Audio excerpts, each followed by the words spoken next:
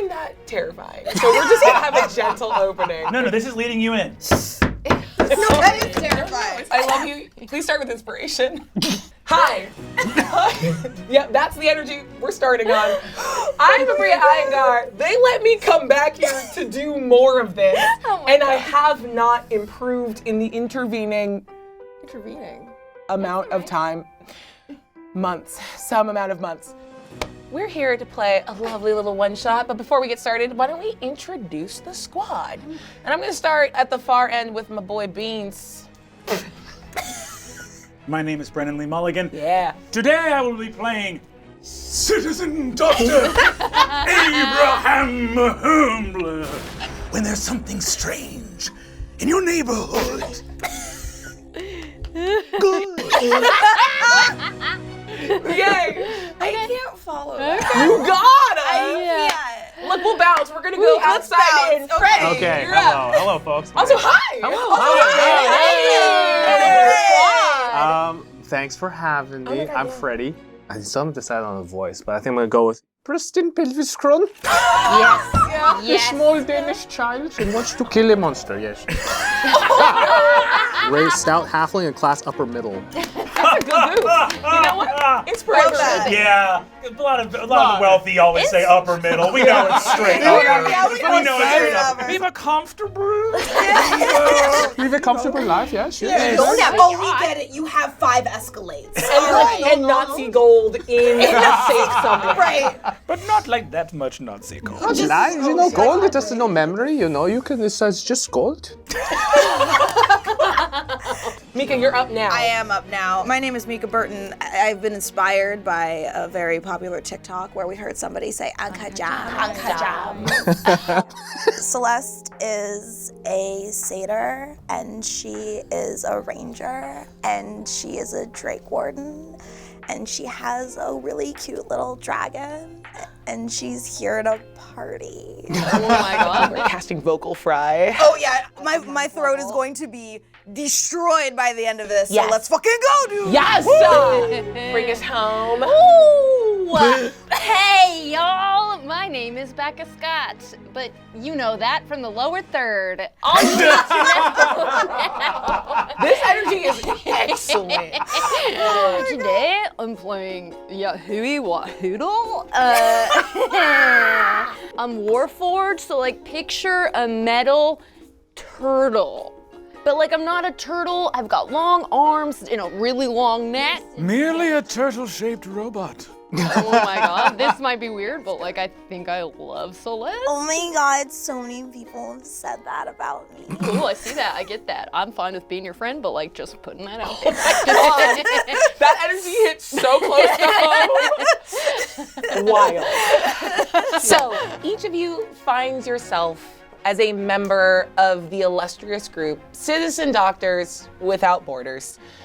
A strange, though benevolent, non-profit organization, adventuring group that seeks to expand the understanding of necronautics and other such morally gray esoterica in the world. Before we get into our adventure, I just want to know, and I know the audience wants to know, how Abraham Humbler was saddled with this group in particular. So let's start with Yahui Wahoodle. Yahui is like just happy to be here. Vibes. And once I meet someone and they let me in their tribe, I'm in their tribe, and I'm not gonna let that tribe get broken up. So I'm here for my friends. Also, I can manifest an echo to like help people out, keep them safe. I love that. Thank you, Yahui. Let's move our lens over to Preston. Okay. Preston Pelvis Crown. Pelvis Crown? Yeah. Okay. It's spelled pelvis crown, and I am staring at that. You being a comfortably affluent little halfling, tell me about the night before you set out with CDWB. I do feel like that Preston is in the wrong place a little bit. Yeah. Because I think that the Doctors Without Borders is pretty much diametrically opposed to his goal of getting a kill. you know, so it's like in my head, it's like one of those, like the butlers walk in, runs into another butler, and like, oh, they bump into each other, and they pick up like the the itineraries for the next day, and like one's like the doctor, but it's like, oh, this must be, oh, I'm sorry, oh, good. So he's completely out of his element here, yeah. I have never seen a more graceful, like, I want to play a character that should not be here. Yes. I have never seen more phenomenal. Like, you see that and you're like, okay, but there's got to be a reason you're with the team. And it's like, yes, there was a slippery hands of a butler. And you're like, all the time. my God, it's a perfect explanation. They open it, he looks at the itinerary and goes like, but that means, and then you hard cut to some doctor just stabbed 1,000 times. I told you once, I told you 1,000 times, Stephen, I want 30 days of itinerary printed in advance. He's just out there with like a printing press in the back. Like, I don't know why I can't write this by hand. What is the technological level of D&D? I don't know. We never know. D&D doesn't know. It doesn't know. This is great. Then we're gonna change the energy for a little bit. Celeste, I want to revisit your exit from the Feywild. You are moving on beautiful, dappled satyr legs as you like skim across the grass in this like wide open field that seems to extend forever in every direction. There's no cover. Are you in my dreams? For some reason, Yahoo's there as the sun looking down at you. Oh, like Teletubby stuff. Teletubby baby. You're sprinting across this, and you can hear hooves and hounds as you are being hunted down by members of your court. There's no like tree line that you're moving toward. The grass line is no higher than like your mid-thigh, so you know you can't really duck down and do any hiding. What do you do? What are you doing in this moment?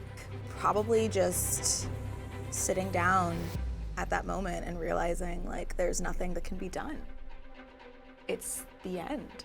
You pause in your tracks, and the blood sort of catches up and rushes into your ears, and it deafens you just a little bit as they get in closer and surround you.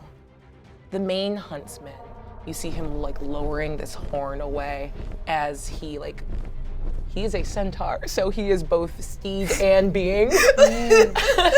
Chasing you, looks down at you. How long have you been running? Probably about a week. It's a long hunt.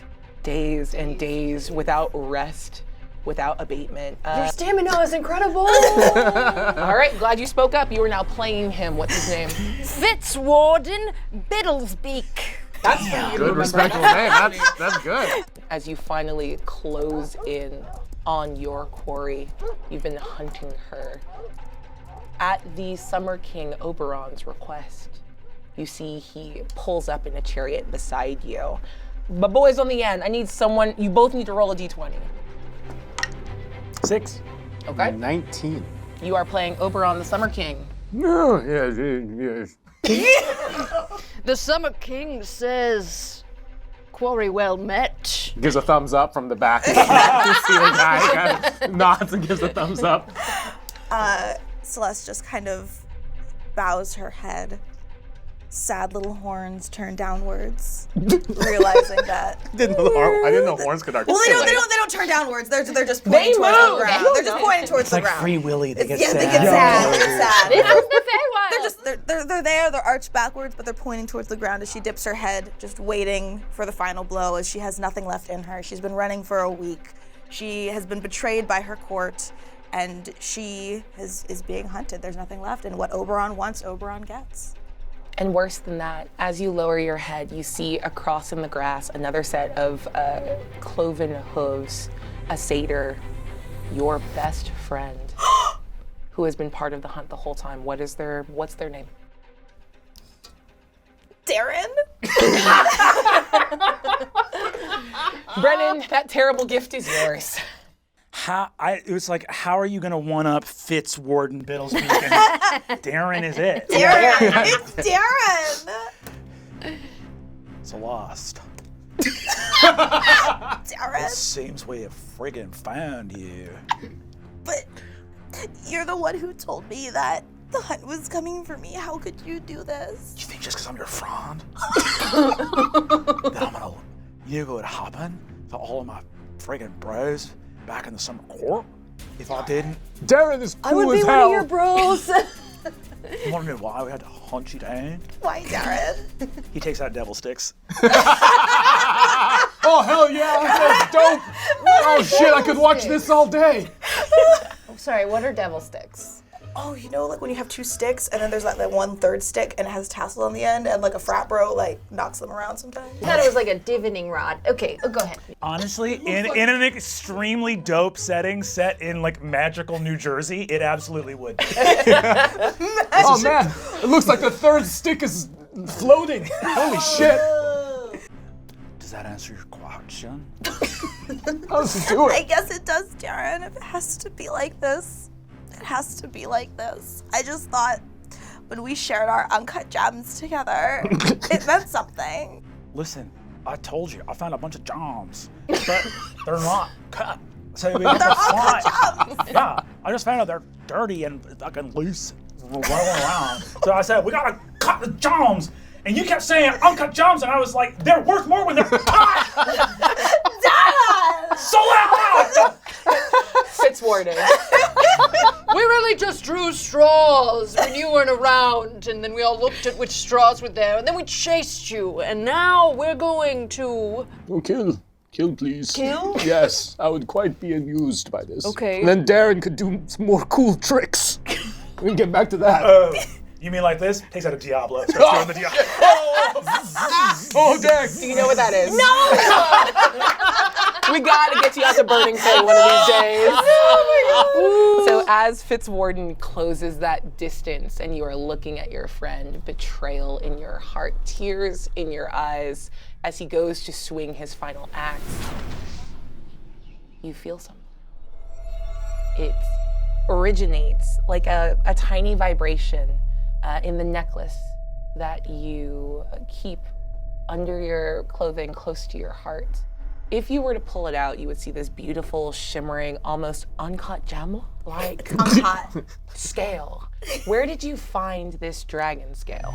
Well, you know, when I was just like looking for flowers for my flower crown business and for my artisan perfume business in the woods, which actually does really well. I'll tell you about it later because like I really think that I can find a flower crown that'll go really well with Who this are you outfit. talking to?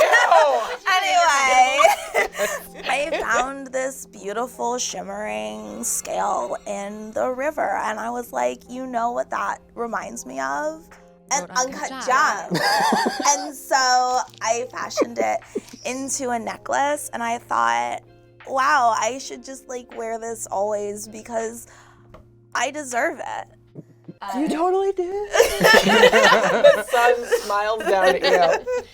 And you feel that little rumbling as a cloud passes overhead, obscuring Son? the Warforged sun. Oh, okay. As the cloud swirls and a massive elongated form seems to appear out of it, dissipating the cloud, and crashes down. Oh, shit, Darren, is this you? No, it's nowhere near sick enough to be one of them all. If it wasn't Darren, quickly, run. Don't worry. I know how to fight the weather. I'm gonna take out and light 2 poi on fire. I know that one. I know that one. Swing that boy. Give me just a flat D20 roll.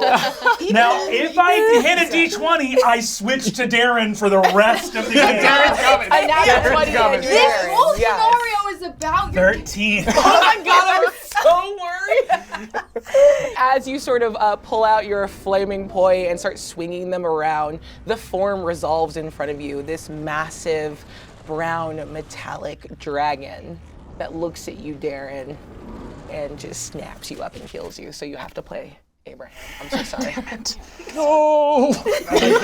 Oh, no! He was so cool. A bunch of just like yo-yos and a full suit. Just, Yeah. name my style! He even had bocce ball. Wild. He doesn't give me things I know. me of those hardcore rad sports like bocce ball. Like, I love bocce ball. X Games, bocce ball, get into it. Darren does love cornhole, that's true. Yo, cornhole slaps, my guy. Yeah. And this massive ancient dragon leans down and looks you in the eye, seeming unbothered by both the king of the summer fae and his lead huntsman, and looks at you. And where his claw digs into the ground, he pulls up a massive single stone, like an obelisk, like a lith. Whoa. And says, "You need to go." Celeste will just kind of push her little hair back behind her horn and go, dope. Tight. Let's dip. Yeet. And he dissipates into a swirl of metallic energy around you, the two of you, and the ghost of Darren. Watch as she is consumed by this glittering bronze, almost like a sandstorm around her. Before yeah, Darren would have loved it. Darren would have loved this joke so much. And you are taken away. And you hear in your ear as you are transported from this plane to somewhere new and hidden, but not safe. You hear that dragon in your ear say, "I will be with you to guard you until you're ready to return home." And then, when we're home, we can, get revenge, right? Oh yeah, we're for sure gonna murk those fuckers. Oh, hell yeah, my guy. Tight. And you appear in the middle of the woods in a plane you've never seen before, and a tiny egg, metallic, with a sort of glittering seeming like an uncut gem. Like an uncut gem. Is beside you, and you begin your path as a Drake Warden. I love that story. Somebody did her homework. Somebody read my backstory. Look, y'all should have sent fucking backstory. I'm from another thing. I just want to say I've made an executive decision that last time we did a daddy ending. Yes, we And certainly did. it was beautiful and wonderful. And I decided now, in the moment, that we're gonna do a Darren ending. Do you remember that voice? Do I remember that? Wow. I know. It's a grab bag. You grab There it right. is. There You it grab is. good. So donate, I guess, to my personal Venmo and the Darren ending. I'm Aabria Iyengar. You want the Darren ending? We're doing Venmos now? Yeah. Okay, put mine right Drop the Zelle link My right there. Venmo is right here. Below on where to see it. Yeah. Right. Just Right Venmo here. all of It's us. right here. Yeah. Right there. Send me money. Anyway, what were we doing? Do you want to play more?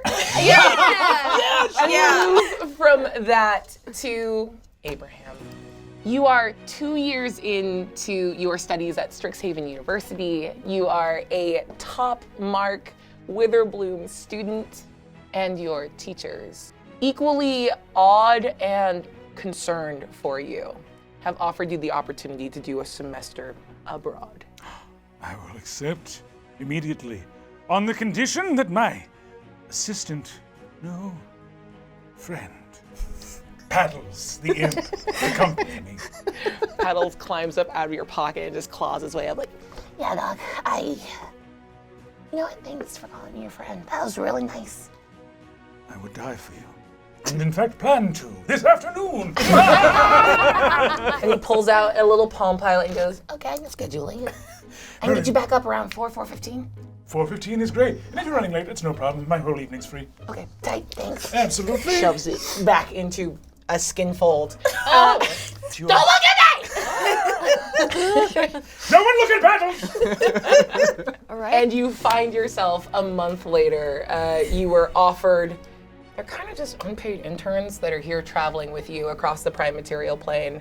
But Abraham, what, if anything, do you think would be the course of your exploration and studies? Is there anything in particular you're looking for? As the grandfather of the study of necronautics, I find that I am most drawn to people in need of rescuing, as that tends to be the locus of extremely lethal activity.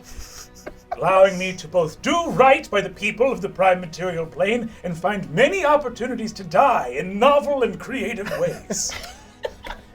So I think I'm just looking for the most dangerous missions to go on because I'm looking to study the liminal space between life and death and die as many times as in as many weird ways as I can.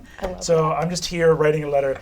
Dear Sigrid, Rudy, and Conflager. Aww. It is I, Citizen Dr. Abraham Maherbler, colleague at Strixhaven University and your friend. You may remember me from our former adventures together. You gotta cut to the main part. They remember. I find myself amidst citizen doctors without borders. In addition to being a situation that sees much work come to me in the way of dying, it also is confirmation that a citizen doctor, underline, is a real thing. Smooches, love and miss you all. Bye-bye, Abe. Pilot goes, I got this. and then disappears and reappears an hour or so later. Give me an Arcana check. Here we go. Did you blow on it? I did. That's going to be a 27. Holy shit! The blowing on it is the important part. Yeah. Your sort of studies before taking off with your new cohort has led you to this sort of hilly eastern terrain and the source of a like swirling knot of ley lines. And you know that in between these like massive strips, almost like ore beneath the ground of arcane power, that those are very much liminal spaces where magic surges and is very strong and probably problems for a lot of people. So you would find yourself with your three unpaid interns walking through the woods. On your way, you have a little map out and you know that there's a small town at the center of this like snarl of ley lines, a couple bigger ones, and one smaller one that actually you were able, with a 27, Christ, to get the name of. It's called the Wandering Crow ley line. And you know that you're probably an hour away from reaching the tiny town of Red Tower. Do I feel that Red Tower may in fact be at the nexus of these intersecting ley lines? Yeah, with a 27, it's pretty apparent that like you are aware of how mages work. You go to a school for mages, and you know good and goddamn well that a mage, when they find some stuff, they build a fucking tower about it. Yeah. So this is definitely going to be relevant to your interests, and the fact that like a little college town has built up around this mage tower is something of note. So, Maherbler, I just wanted to take Please, this moment. you don't have to call me Maherbler. Mr. Citizen Dr. Abraham Maherbler. Oh, okay. Can I call you like Herb? For If sure. you feel like it's easy to say Herb, then yes. I don't mean to disrespect you. I mean to respect you by giving you a title that is befitting of the friendship I would like us to someday have. So like it's like a nickname. You may refer to me as, I suppose it would be accurate to refer to me as a doctor, and if you shortened that to simply Doc, that would be all right. Okay, Doc. Hell yeah, that actually rules. So, Doc, let me lower my voice here for a minute. Look, I volunteered as an intern. Like, credit's cool and all, but I'm not in school. I decided to drop out. Like, I may revisit it, but I'm kind of here for, like, a girl. Oh, which one? Keep it cool. I don't think she's interested like that. I just wanted to tell you, like, if you could, like, help me get some less attention somehow. Well, if you're looking for advice in the field of romance, then you've come to the right place. This woods? Well, dude, your head just fully, like, your ear was The on your ligaments chest. are the hard part. To grow back? You know, I can do this. And Yahui lifts up his their left arm, and out comes a battle axe and like 15 different mechanical little functions. Swiss Army Each side of the battle axe. So I got that. Yeah. Oh, are we one-upping each other? No, it's just There's no axe. It's arm, just blood and arm. Whoa! So we can all move our arm around to do stuff with it. If I had internal organs and like an esophagus, I would be vomiting right now. That's so cool. The important thing is this, Yahui, my mechanical friend.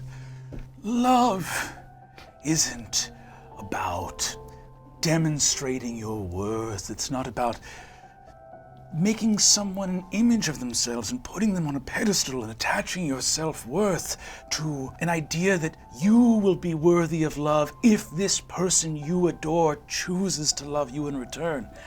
Love is a series of hormones that the brain secretes in order to create bonds that facilitate survival in a cruel and uncaring multiverse.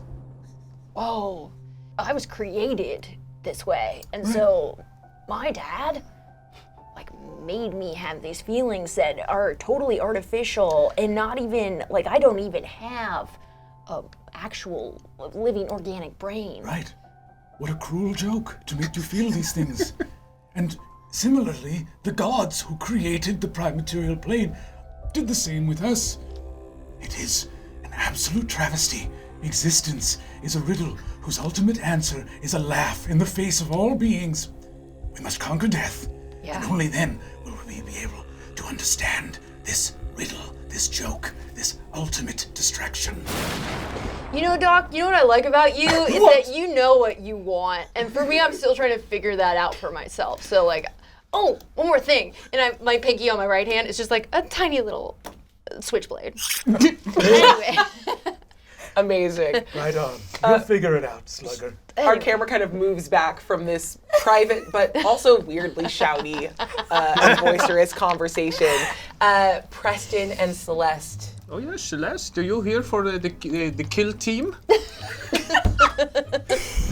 You know, I kind of just heard that there was this guy that was like finding ways to die, and I need to come up with more ways to kill. So I thought. Oh, we are very much alike, you and me. Yes. Are you here to kill? Yes, yes. Do they hand the weapons out now, or would we need to bring them with us, or? Well, I didn't bring a weapon so much, and she like reaches up and pets her giant freaking dragon. Oh yes. Like, oh yes. I do not know how I missed this in the initial conversation. Yeah, so hello. Yeah, this is Elrune. He's pretty chill. He just does this at you. Keeps walking. He and I are kind of like on this dope mission for revenge, and we're bros now. Yes, revenge. What has happened to you?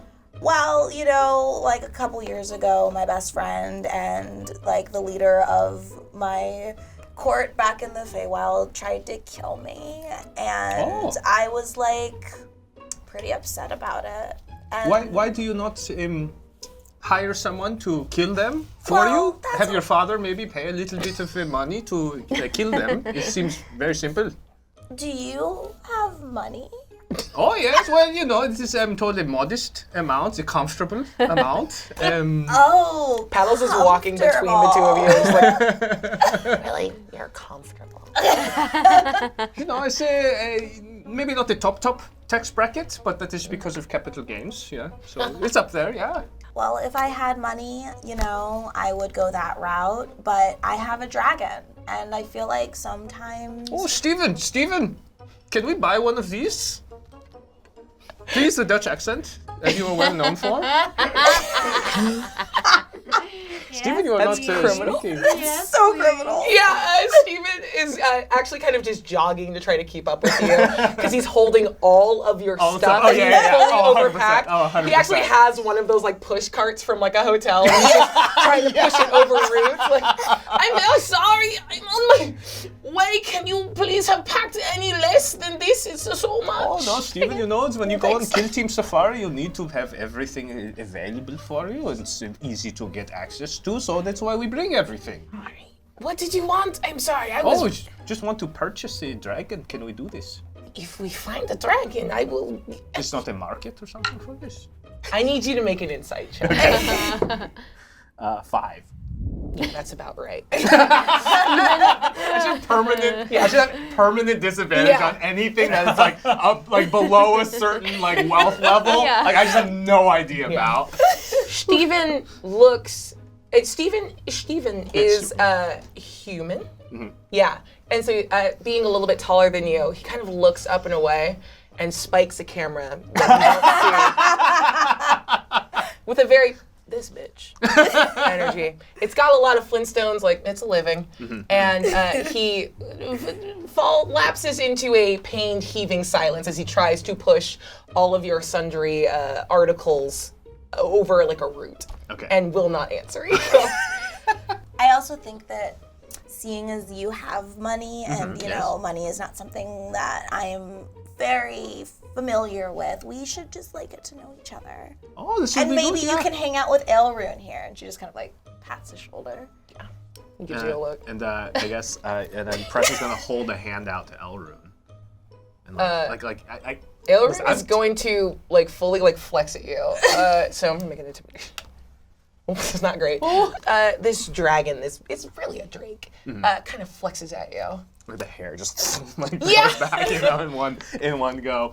And he's provided you a very nice surface to pat him on the forehead. Oh yeah, shit. They go like too long. Yeah. Oh, what's fun? What's fun?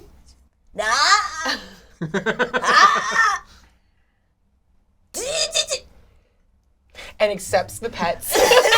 Steven, quick, paint a picture with me and this cool dragon. Fuck! I mean, like, I assume, like, that photography in D&D. Who knows? Not But yet. I don't know. We have no idea. Yeah, no. Steven Quick takes sketch. you at your word. You're in the middle of the woods. You're still miles outside of town. Steven says, "Can you please at least group up onto this dappled mid-afternoon sunlight? I can get a very nice painting done 2, 3, maybe 8 hours." Oh, whoa, are we still open for a painting? Time is of the essence, so we must make the painting as quick as possible. Should we make a funny face? Yeah, let's do one fun one.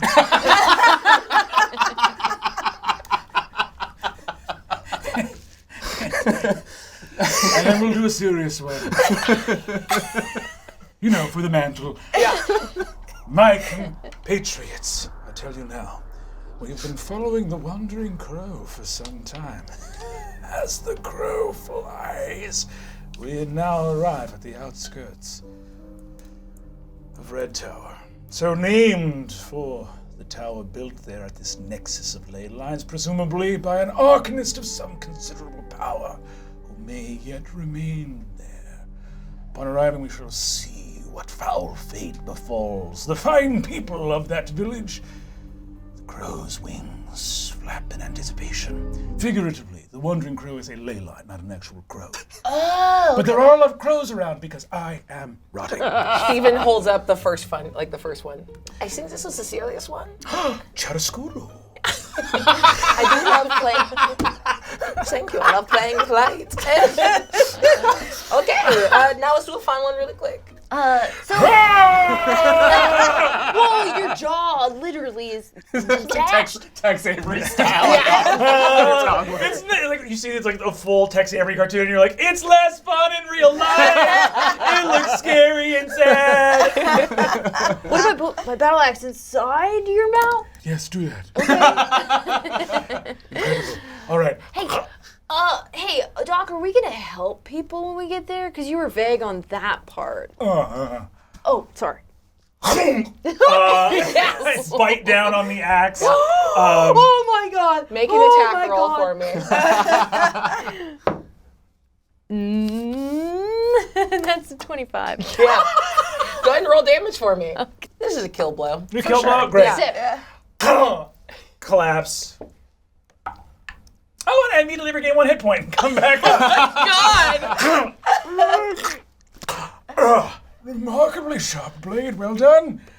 Whoa, that was not what I intended. Like, I didn't come here to harm. I joined Citizen Doctors Without Borders for a multitude of reasons, but like not to hurt people. I'm so sorry, man.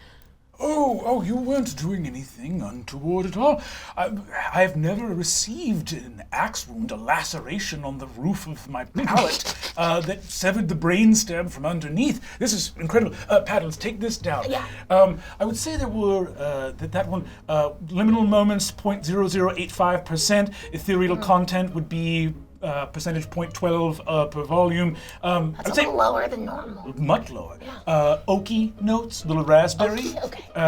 Well, I'm sorry it was lower. I'd want to provide you with the best death you could possibly imagine if that's what you wanted. The etheric content being low has as much to do with the ley lines and everything else around. There's none of. We should do this in private. I don't want to freak them out. And you see Paddles flips to like a little like tally in the back and gives you 1 mark. Bear in mind your feelings, Yahui, about the Hippocratic oath to do no harm does not prevent a surgeon from cutting one they're operating on. Small harm to do greater good is a part of all medicine.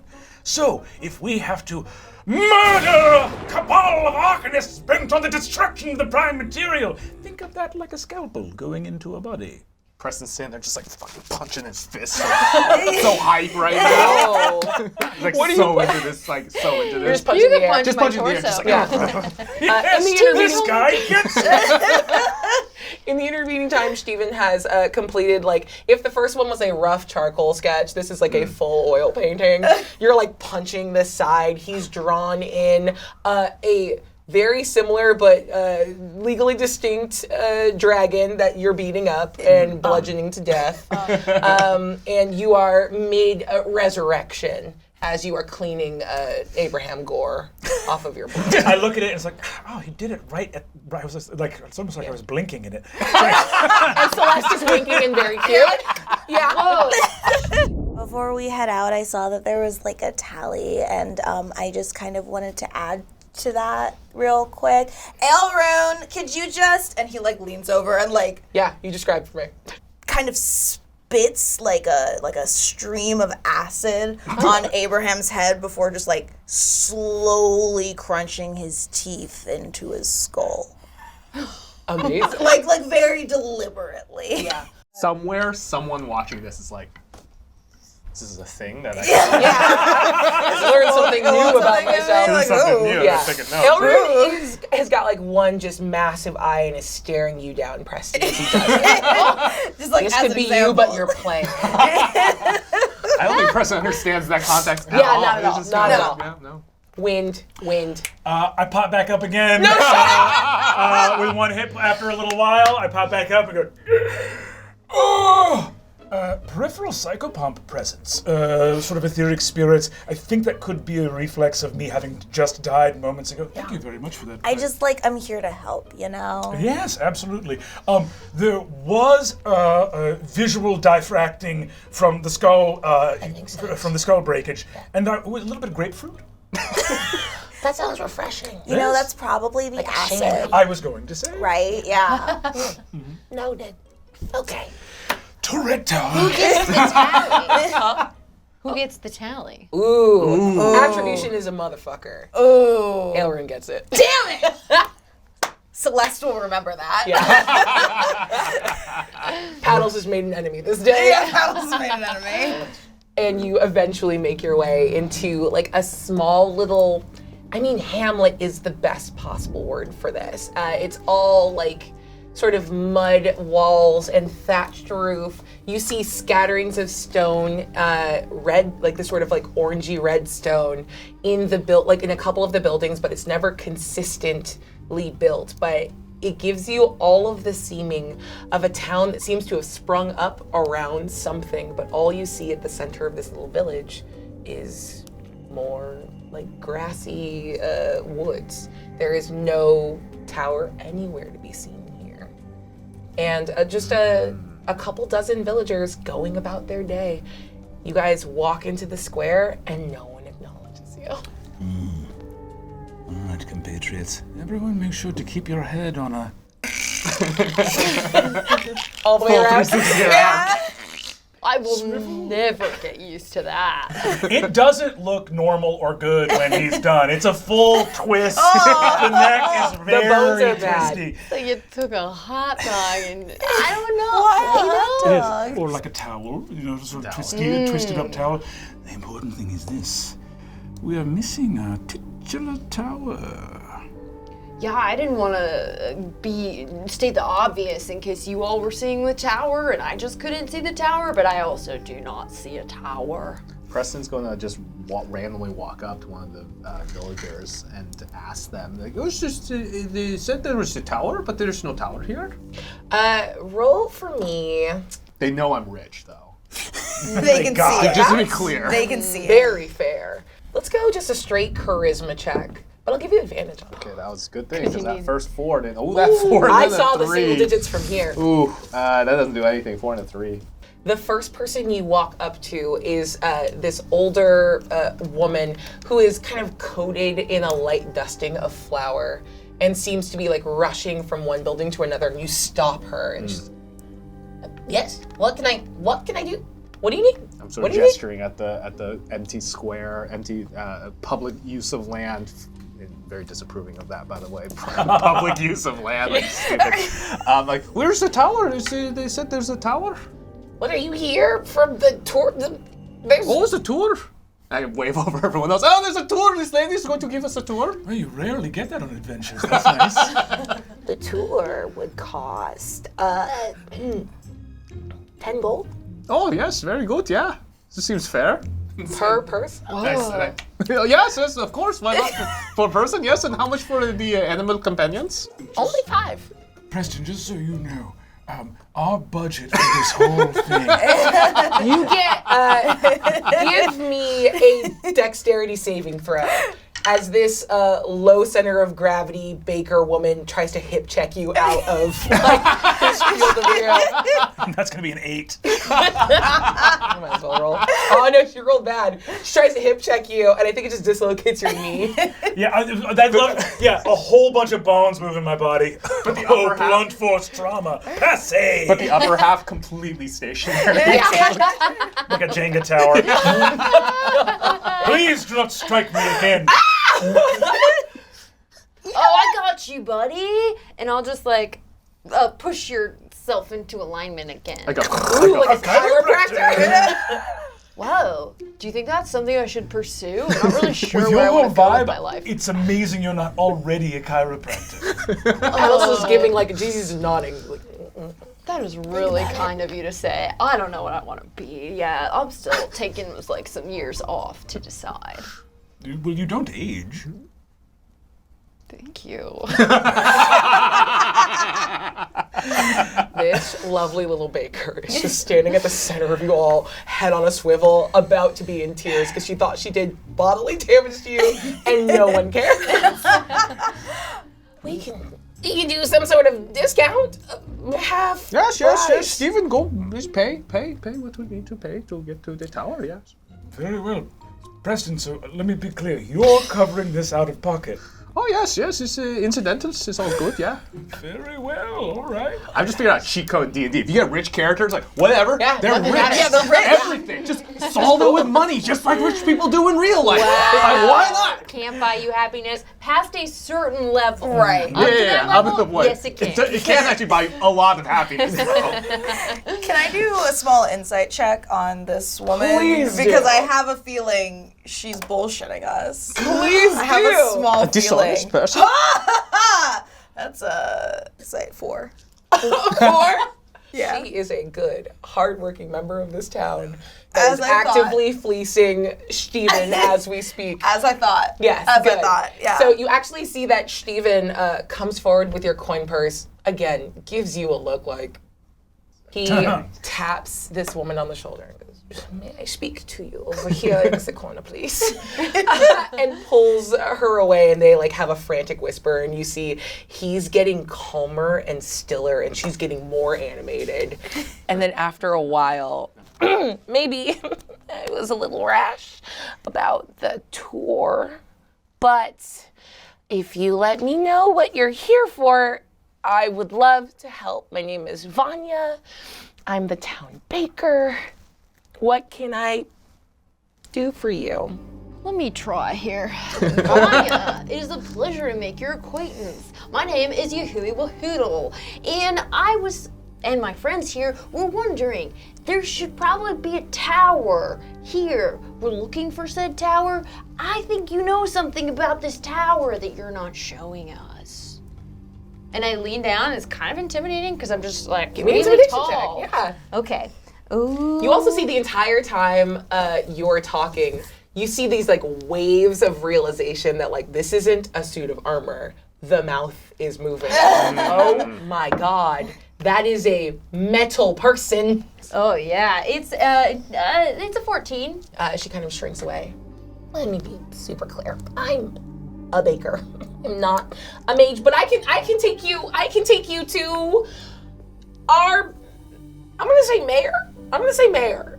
Gellert, he can answer any of your questions about towers that should or shouldn't be here. Vanya, I sincerely appreciate this, and perhaps, with the consent later of the party, we would like to frequent your bakery and taste. We're closed! Okay. When she says we're closed, Celeste kind of nudges Aelrune and is like, she's not closed. Make sure we get some bread. I'm gonna make you roll for this. All right, that's fair. Give me we're gonna go stealth check. Hell and yeah. investigation check to fall. All right. 19 plus 7 for stealth. How the fuck does a giant dragon It's my fault for asking for the check. Yeah. So I'll He's make it real make sense. sneaky. He's real sneaky in investigation. Yep. 8, 9, 10, 11. As you guys are all sort of circling around Vanya, this big-ass, brown-ass drake just sort of like rolls back and barrel rolls into that like brush at the center of town. Yeah, he does. And takes off, following his nose like a toucan would. It follows Wherever it goes. It goes straight to a bakery because those are actually very easy to find. It was not a high DC. Okay, perfect. Yes, good. How are we going to find this business that absolutely depends on foot traffic? Foot traffic and odor. Right. Yeah. It is the scent-based one. It's right next to a candle place though, so you got a little confused. That's fair. for a He was like, second. especially because there was a bread-scented candle. That got real confusing. Yeah. As our camera follows Aelrune, he like sidles up to the door, and at first he like looks like he's gonna punch through the glass, and then you see him kind of like pop a claw out, and he's just gonna be in the back working on like just picking the door. Perfect. And going in and getting some bread. So happy. he's got a side mission. That's very good for him. Rob Vanya. The Poor bakery woman. Look, she's made a mint in this moment because money was exchanged. Yeah, that's fair. But she is going to lead you in the opposite direction, and you see that she's not leading you to any place in particular. She's kind of like popping around and looking inside other buildings and like kind of giving a little like head nod to some of the other villagers. And you just see her going like, gruesome. Where's gruesome? Where? Gruesome? Mm-hmm. Oh. Yeah, you hear her referring to something or someone as gruesome, and seems to be sort of like haphazardly looking for whoever this person is. And after a good 5 minutes, if you let her just sort of I'm gonna take this moment to maybe ahead. sidle up next to Celeste and say like, whoa. So do you know where we're going? I mean, I'm just kind of following the crowd. We're gonna get some really good killing in today, and I'm very excited. Are you excited? Did somebody say killing? And you actually see this gentleman busts into your like little like cohort of people, sort of knocking Vanya over. He's an older, pale gentleman with like kind of spiky, wild hair that's like grayed over time with just a little bit of black at the temples. A big, like dramatic red wrap around his body, it's gilded and embroidered with like fine gold thread, but you can see it's a little threadbare. So nice but old. Nice but old. Not well maintained. Hello, I'm Gellert. I've seen you're new, and I heard you were looking for me. Gellert, they call me Gellert the Gruesome, but it's a little joke we all have here that we're all a part of, and it's a fun nickname to have. Hi, what can I do for you? Can I roll insight on the fun joke? Please do. Okay. Perceive inside joke. That was a wild roll. I don't know what just happened. It just appeared. You like backhand tossed it into my.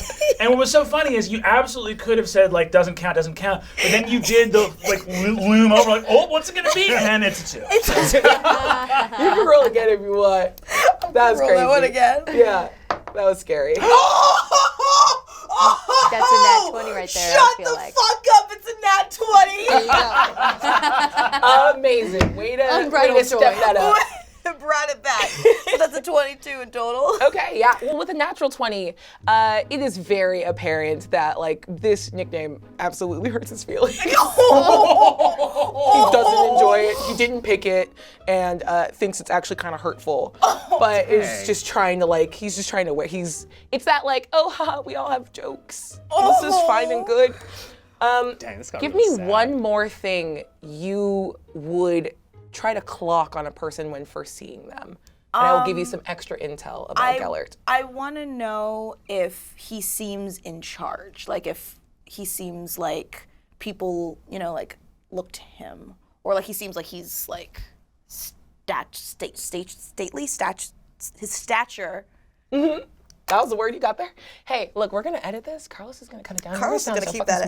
Carlos is gonna keep that in. He's probably gonna. He's gonna zoom in on it. Slow motion. He's slow gonna push put it. my stuttering subtitles in front of my face. It's gonna be that TikTok where it's like the tally marks on the long words. Oh yeah, 100%. 100%. Yeah. So what you're able to clock there is, again, it's that mixture of like him being wounded by this nickname that he clearly can't seem to get rid of. A stronger personality could nip that in the bud. But there is something to his bearing that there is a little bit of deference from people in the town around him. Again, a little bit like that like threadbare like nobility, that there is something old that receives that honor that everyone is kind of kowtowing to, but like it is less about him in the specific and more something about either his family or a title or something about him that gets the respect that he isn't getting. Gotcha. Okay. Welcome to Red Tower. Yes, there's no tower. That. There's no.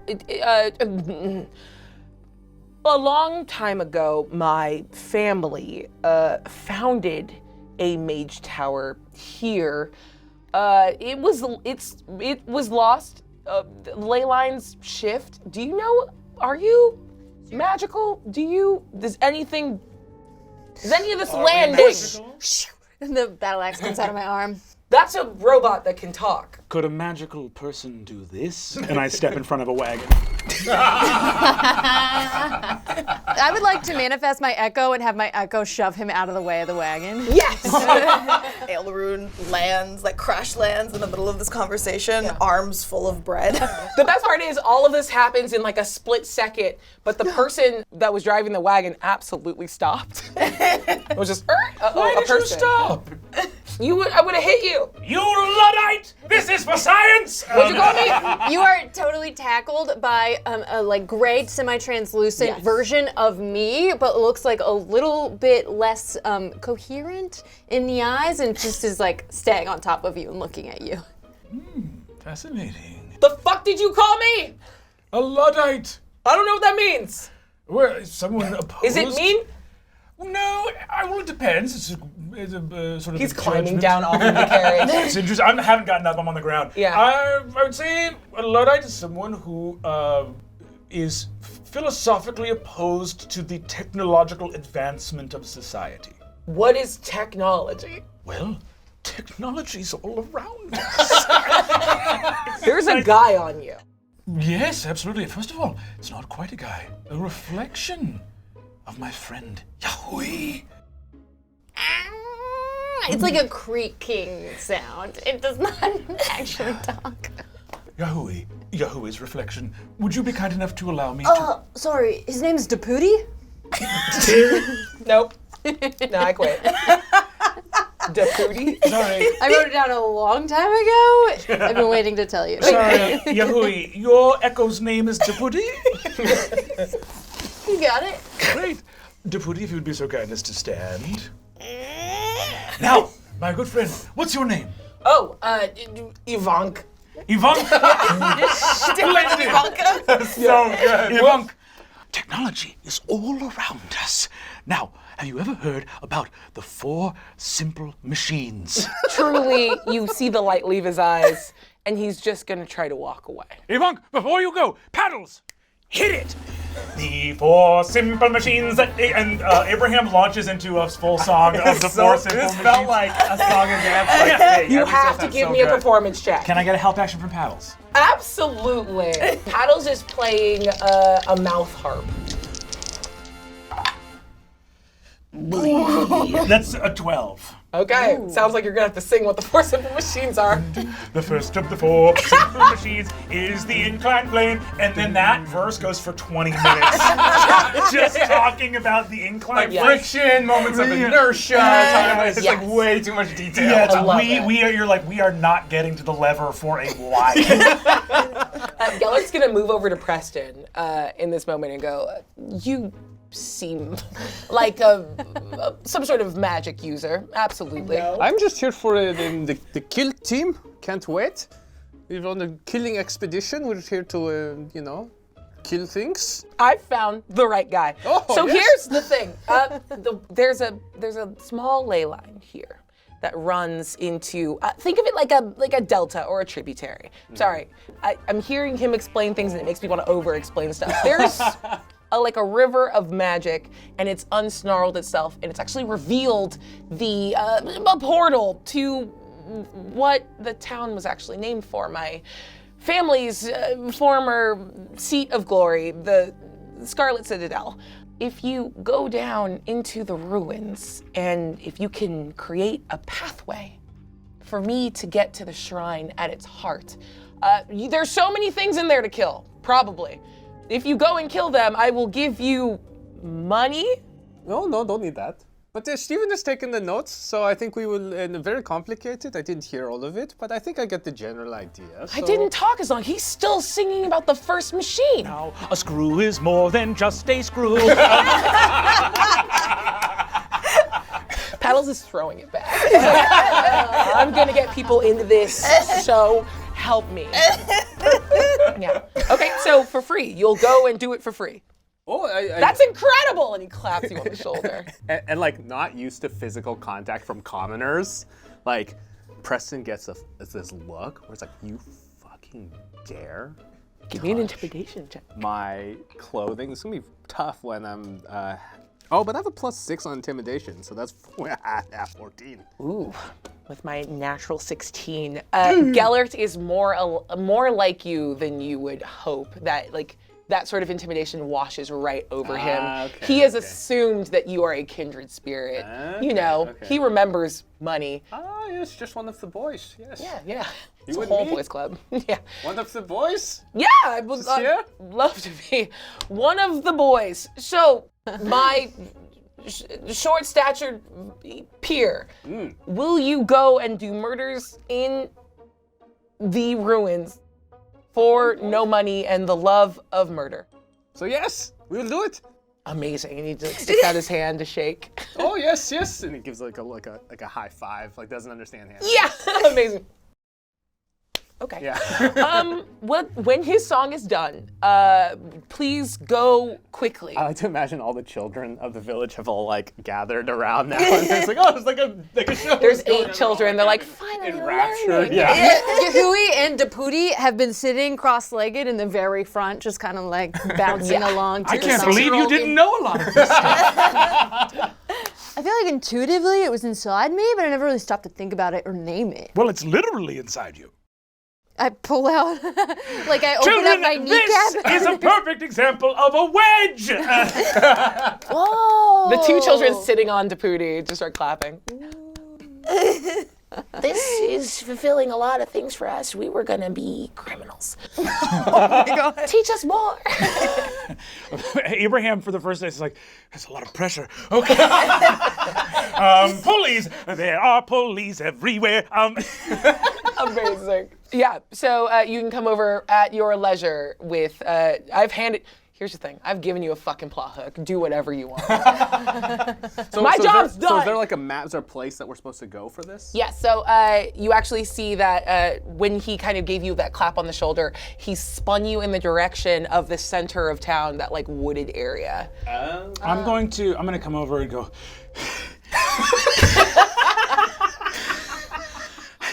I don't even have to breathe. They added 2 more machines since I was a kid. Wait, It's really? 6 now. Wait, really? For real, it's 6. Wait, did you Google it? Yeah, it's for real. It's 6. It's not 4 anymore. You all remember it was 4, right? It was definitely 4. Definitely Wait, 4. what are the new 2? So it's incline plane, pulley, lever, wedge, screw got added. Screw doesn't count. Screw's not a machine. Simple You machine, would think, come on. hey, a screw. Correct me if I'm wrong. That's one long spiral wedge. That's literally one long spiral wedge. That's a wedge, motherfucker. Sorry, I'm pissed. It's fulfilling like a If we're gonna different. start adding screws and. What's the 6th one? Yo, this is garbage. Who decided this? The same assholes that got rid of Pluto. Wheel and axle. Oh, yeah, Wheel, that I makes sense. get. Wheel I get, but if you're gonna have wheel, we gotta get pulley the fuck out of here. Isn't a wheel and an axle just a pulley? Yeah, wheel and pulley. Yeah. So we gotta junk pulley and get wheel in Which here. means it's only 5. Which actually means, and I'm saying we get rid of screw, because that's a wedge. It's 4. You dumbasses. Doing something a little. Okay. God, I will bring down such terrible ruin upon those eggheads. Celeste of the just science. shoves pita in his mouth. Wow! So thanks for updating us on Gellert's mission. Quick question, Gellert. I will say before you have a plot relevant thing, and also, again, thank you. Bless your heart.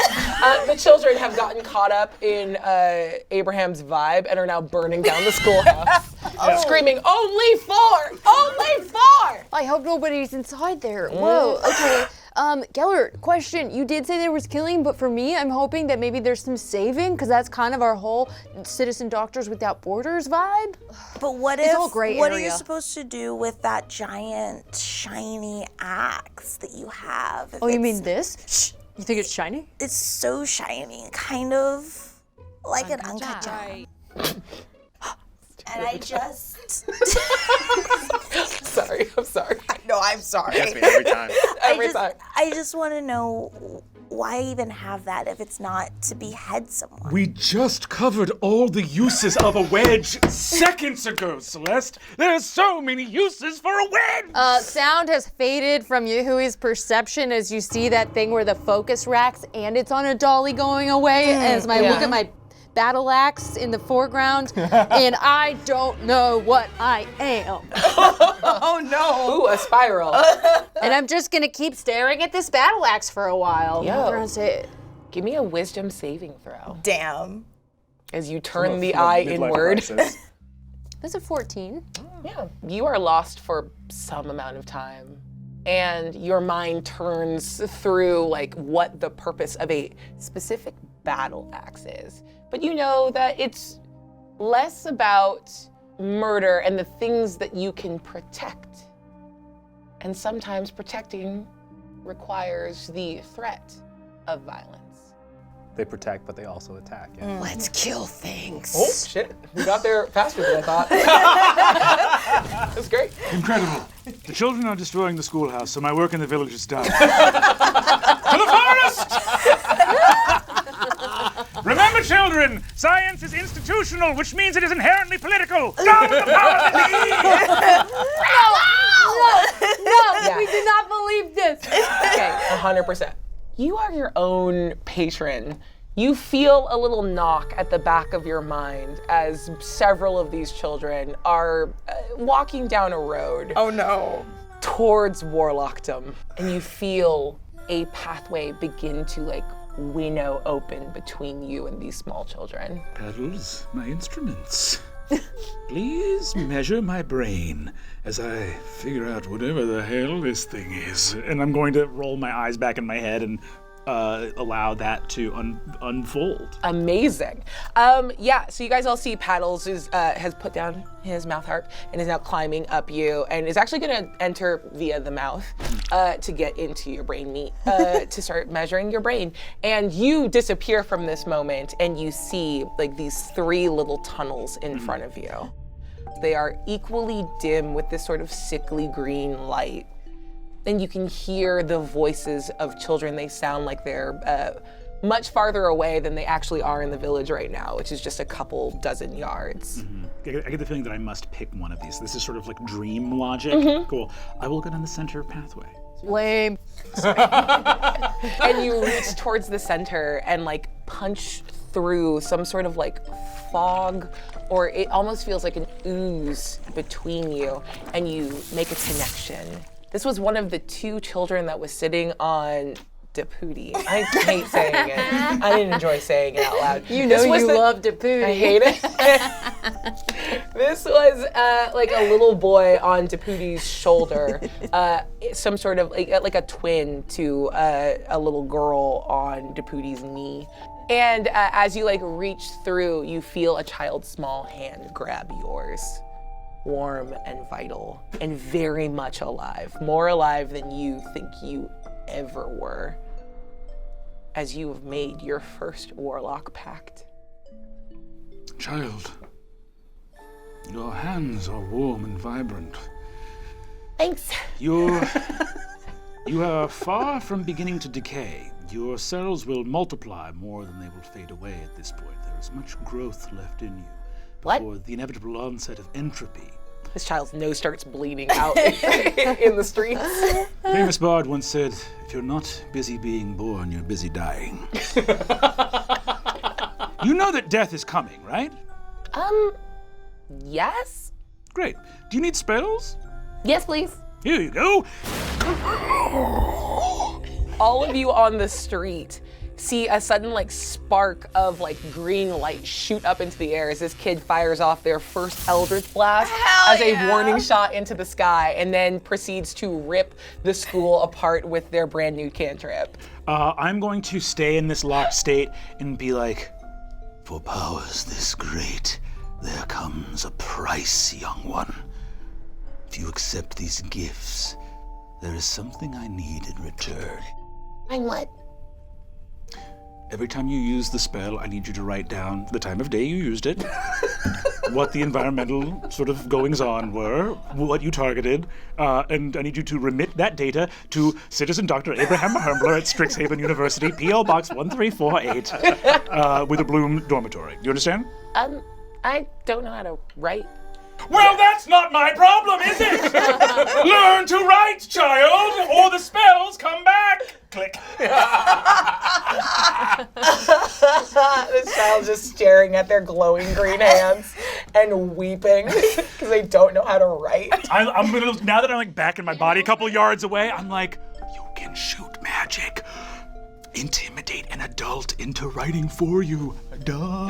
And you see this child round on the baker who's like looking at her like absolutely gutted bakery and freaking out, and then this just like tiny child starts talking over and she just takes off. It's a whole in the bakery as it's like flaming, it punches in and it's like a receipt and it's just like a scribble. It's like, no, they don't know how to write it. Aileron did his best to leave an IOU. It says two bread, but it's just B-R-E-D. Two bread. Bread. He took two bread, and by two he means all. Look, one, two. He that's took two two bread. bread. You walk into this little wooded area, and you notice as you sort of pass the threshold into this like grassy knoll. Yeah, I don't know. I said that. Whatever. Just hanging out on You grassy said knolls, huh? Okay. Yeah. Look, And the motorcade. back into the left, you see. Sheree, what, is that It was too a conspiracy. soon? Is that too fucking soon? Yes, you see in the grass, you notice that like the sky has immediately like faded into like a grayish purple twilight, and as like this sort of deepening darkness around you turns the trees from like vibrant shades of green and brown into like a hazy purple gray that matches the sky, there's a single point of light emanating up from the ground, giving off like a sort of rosy orange glow. Oh, go ahead. With an 18, that's where we should go. I'm sensing that that's where we should Amazing. go. Yeah, it was an inside check. Wait, inside check on what? I was just curious if that glowing rose light is where we should head. Yes, you are noticing this sort of like mire that you're moving through. It feels deeply magical, and for someone like you that doesn't experience sensation the same way, you wonder sort of keenly if this is what like goosebumps would feel like, as you sort of feel prickles across the like metal carapace of you. I feel a tingle in the places where I didn't know I could tingle. Maybe you're going through this puberty? Shh, don't say that in front of Celeste isn't paying attention. She's just walking towards the portal. Amazing. Like already unsheathing her bow, like cracking her neck, like, All right, it's time to murder. Aelrune is like kind of rubbing your shoulders, like getting you hyped, like, let's Yeah, go, let's go, like- we're about to go fuck it up. Okay, quick, she's not paying attention. What happens in puberty? Oh, puberty is a long number of changes. What happened to your voice will deepen, your bones should drop. Tink, tink. You get two distinct objects falling into place. They're inside my body, so I don't know what this means. It's fine. I had this problem too. The doctor said this. I am a medical doctor if there's anything going on. Don't make a big deal about it, but I think I'm pubertying. All right, well, let's go in the portal. So who goes through the portal first is my question. I did. I think Preston's very close behind, excited, just amped out of his fucking gourd. Yeah, we're ready to murder. We're here to kill. As you walk forward, before you like cross that final threshold, and it's less of a like walking through a portal and more walking down into the earth, and the portal is sort of like a puddle in the ground with a staircase. You see two piles of like inert metal rubble, a larger pile on the left and a smaller pile on the right. Oh my god! Oh. Does it look like they were, warforged at one time? You gotta give me an investigation check. Okay, let's do this one. We got a big old 3 on investigation. For what it's worth, you would know roughly the shape or mass of something at all like you. This is much, much less than that. But there is something to this metal that feels charged in the same way that the metal that creates and suffuses you is charged. If we have a moment, I can investigate with my instruments and try to arrive at a more refined assessment of what these arcane debris may constitute. Plus, if they're evil and they kill you, then like it's a win-win. Exactly. Honestly, fair. I will cast Identify. Cool. And I will ritual cast it. So I'm like really taking out instruments and being like, curiouser and curiouser, some kind of arcane stuff. And really go ham on it. Amazing. The strange thing here is like that twilight state, you would have expected across even 10 minutes to feel like a change to the shadow, like a deepening sense of evening, but it never changes, and the time passes fairly quickly. At the end of your Identify, you are looking at these two piles of rubble, and you know that these were once very powerful arcane weapons that are so removed from the thing that like bound them together and caused them to work, you're not quite sure what they were, that these were specifically some sort of ballistic weapon. Look at the little artillerist, artificer cannon in my own hand. Caveat emptor. That means buyer beware, which isn't quite appropriate. But I'll tell you this, these used to be guns. Some foul magic was at play here. I would say once again, keep your head on a... Do it back the other Okay, way. yeah. That was bothering me. I didn't want to say anything. Yes, that's way better. Paddles crawls out of your mouth. Don't do that while I'm in there. Sorry? Right, Paddles is in there. How about my diction, though, right? I can really pronounce stuff while he's in there. There's some foul magic here in this place. Be on your guard. And I'll raise the cannon up and keep going into the dungeon. Okay. I give the signal to Deputy, and Deputy walks on ahead. Aelrune and I are walking. I'm picking weapons that Steven has offered up and selected for me, and I'm gonna grab one and go in. What do you grab?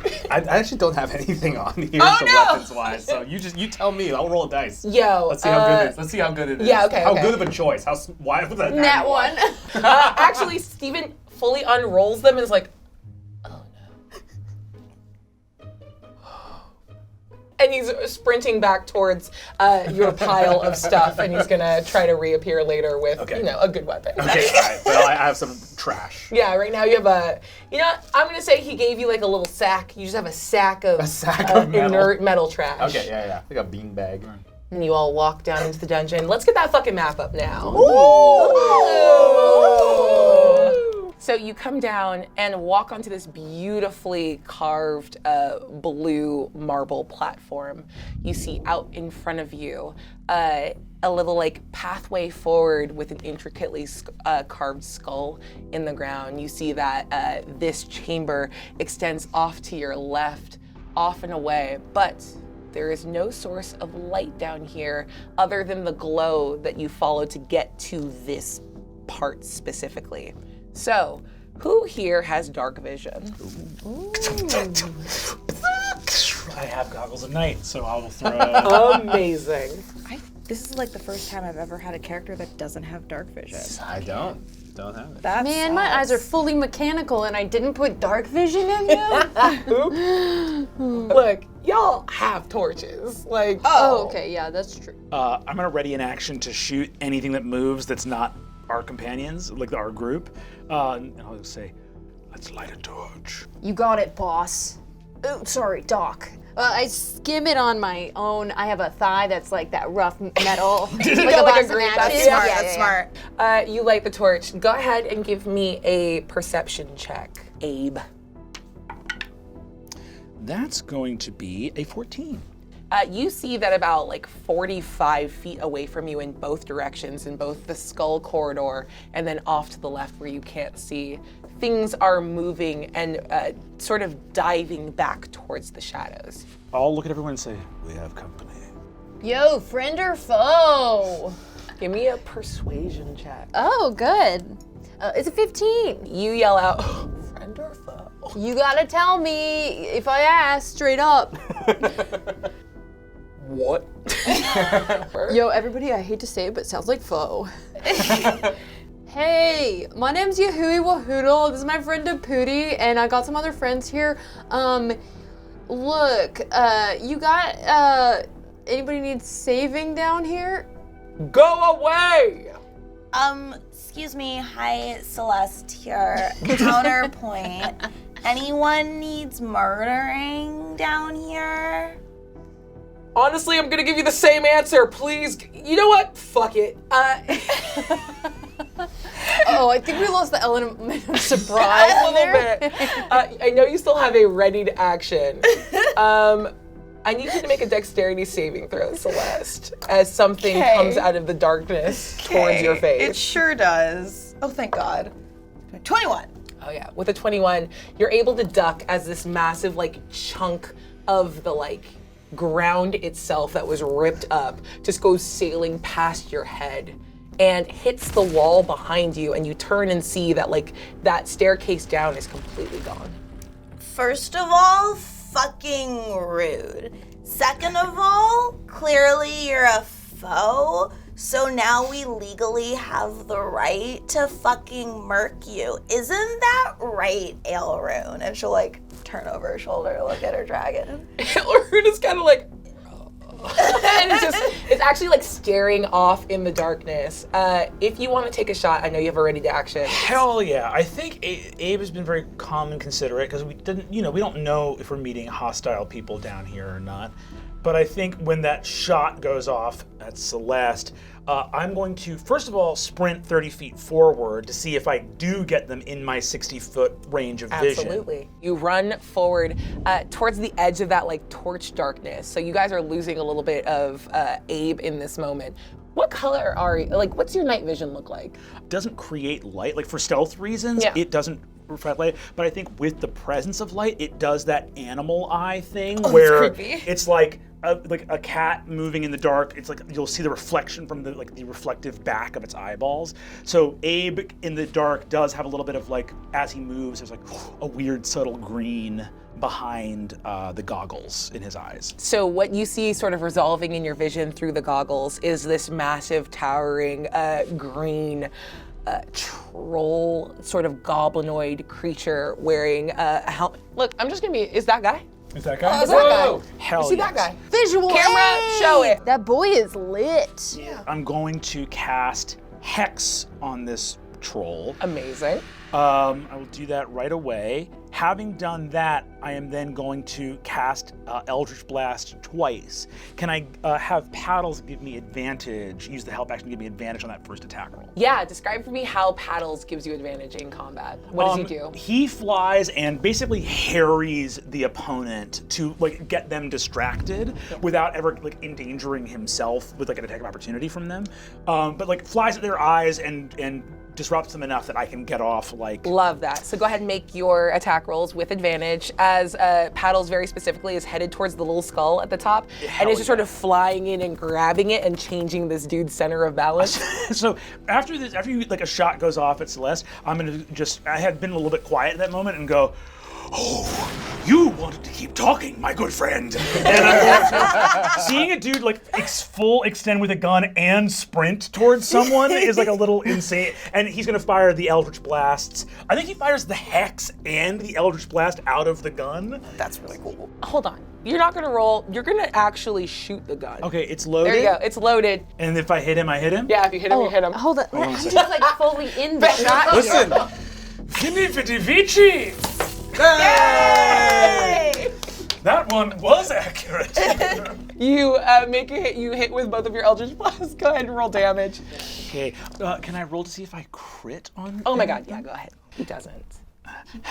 None of them. None of them crit. Okay. That was a good detraction from my cool narrative flow to crit fish. I just wanted to go. You know what? Are you a crit fisher?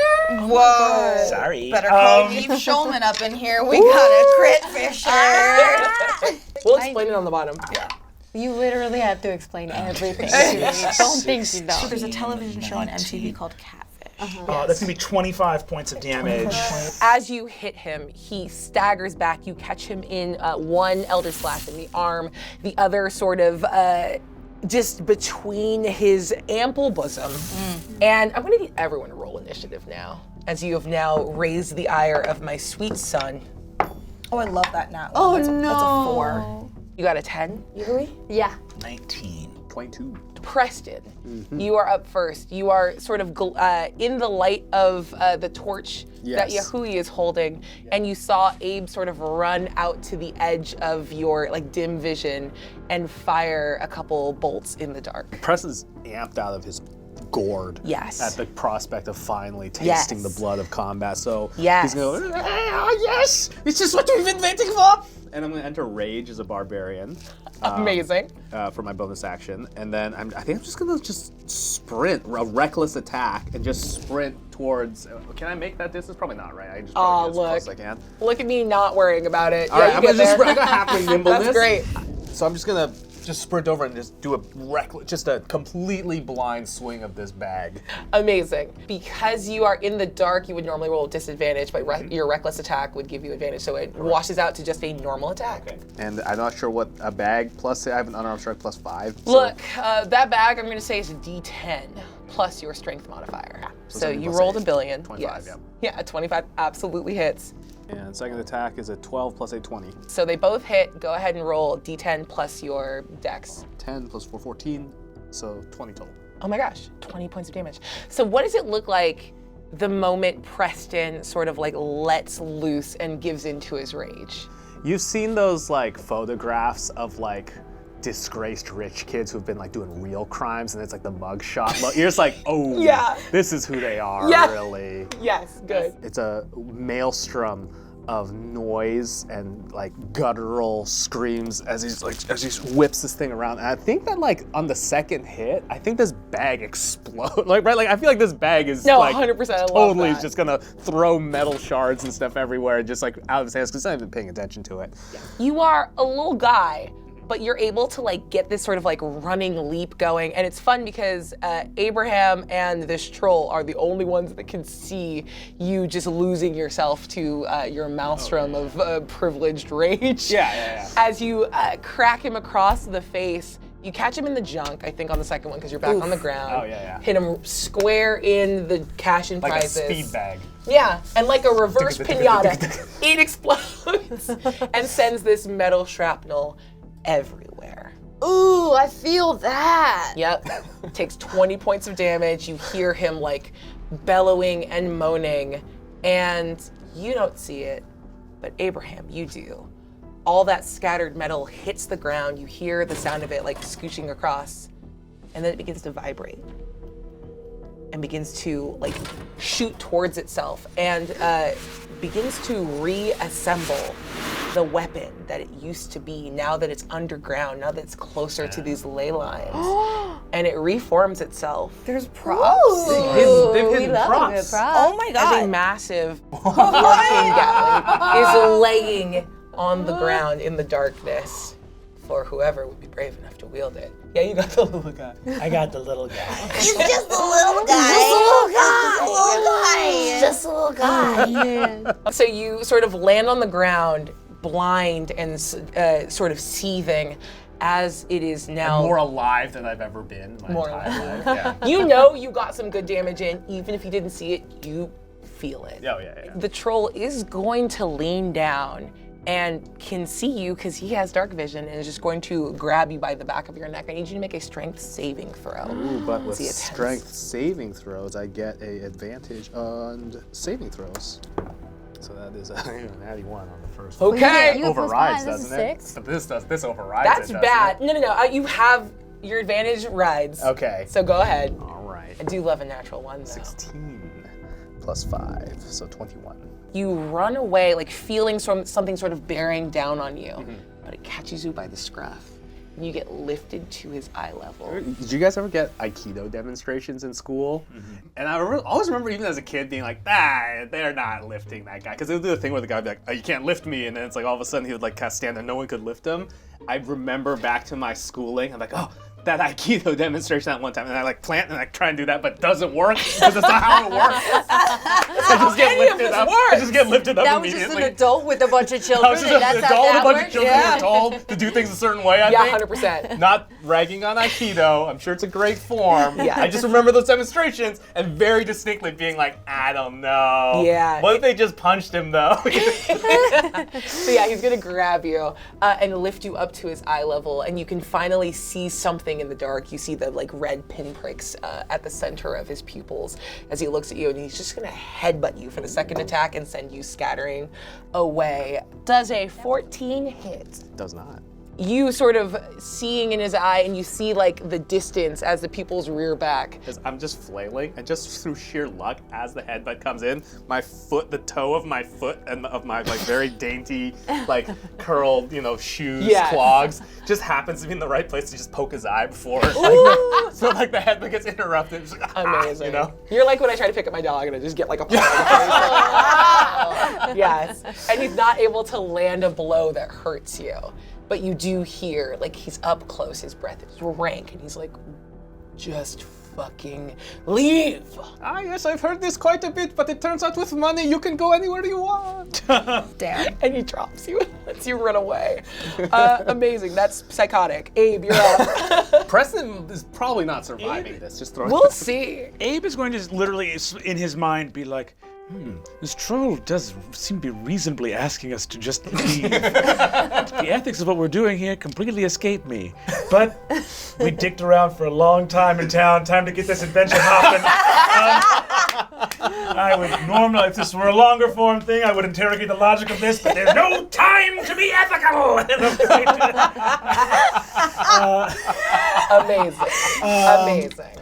Pals gives the help action. Gonna bonus action with the Eldritch Cannon. Let's go. It's gonna be a 24 to hit. 24 hits. And I'll roll the two Eldritch Blasts now as well. Yeah. You don't have to shoot the little gun, unless you want to. I'll have it all. It's all. I think it's like you're like. That doesn't like. There's no magazine. It's not a revolver. But I keep pulling the trigger and stuff keeps coming out. It's weird. I'll give you a And little it bullet. all looks way different. Like it's Eldritch Blasts and X's. You did it again. Let's get disturbing. That click was so underwhelming. Very The most underwhelming. underwhelming click in the world. We'll add a cool one in post. That's not a Nerf gun. This is a Nerf gun. Not sponsored, by the way. Not sponsored. I meant it in the Band-Aid sense. That's going to be a 17 and 17 to hit, and then a 21 to hit. 17 just misses, and the 21 hits. Ooh, that's a bad roll, folks. 13 plus 3 is 16 damage. That's not nothing, sir. He was also pushed 15 feet back. You actually see as he gets pushed back and he like rattles off against a back wall, and it sort of knocks like dirt and detritus down and begins to rain. You can sort of taste the air. It's a mixture of like ash and dead, decayed things that have moved towards dust, and that little bit of like ozone that is the magic of this place that's suffused in every like atom of dirt. You are inside the ley line now, and it's very apparent and obvious.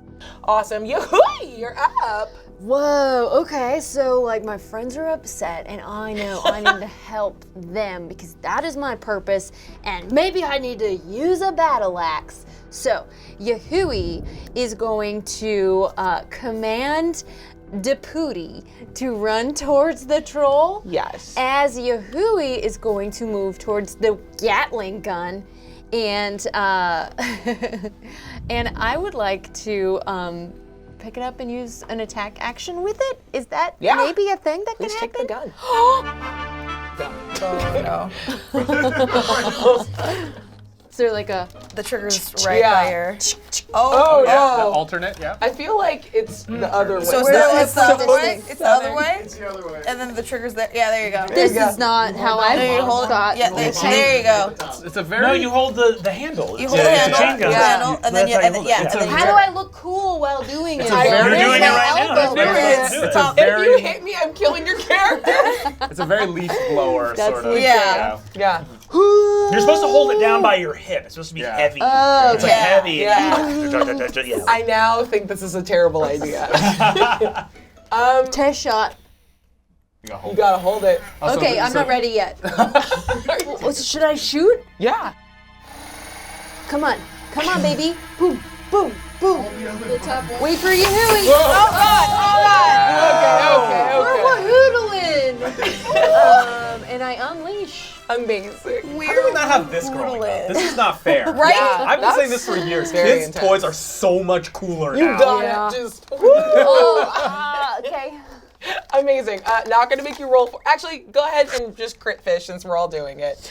Give me. So here's the thing, I get an extra attack, so There's a we'll go flow for- chart here. Oh, You yeah, see yeah. this? Well, Look at this flow a chart. wise woman once told me, always make a flow chart. Always make a flow chart. Always be charting. 21 You hit. and a 22. Perfect. Yep. Absolutely hits. What's this do? A D12 plus your dexterity. 6 for the first one, Okay.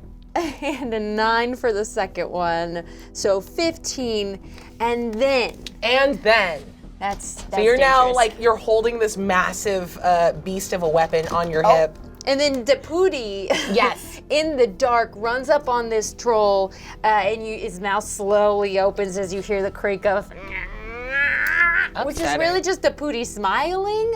It's a creak of metal. Yes.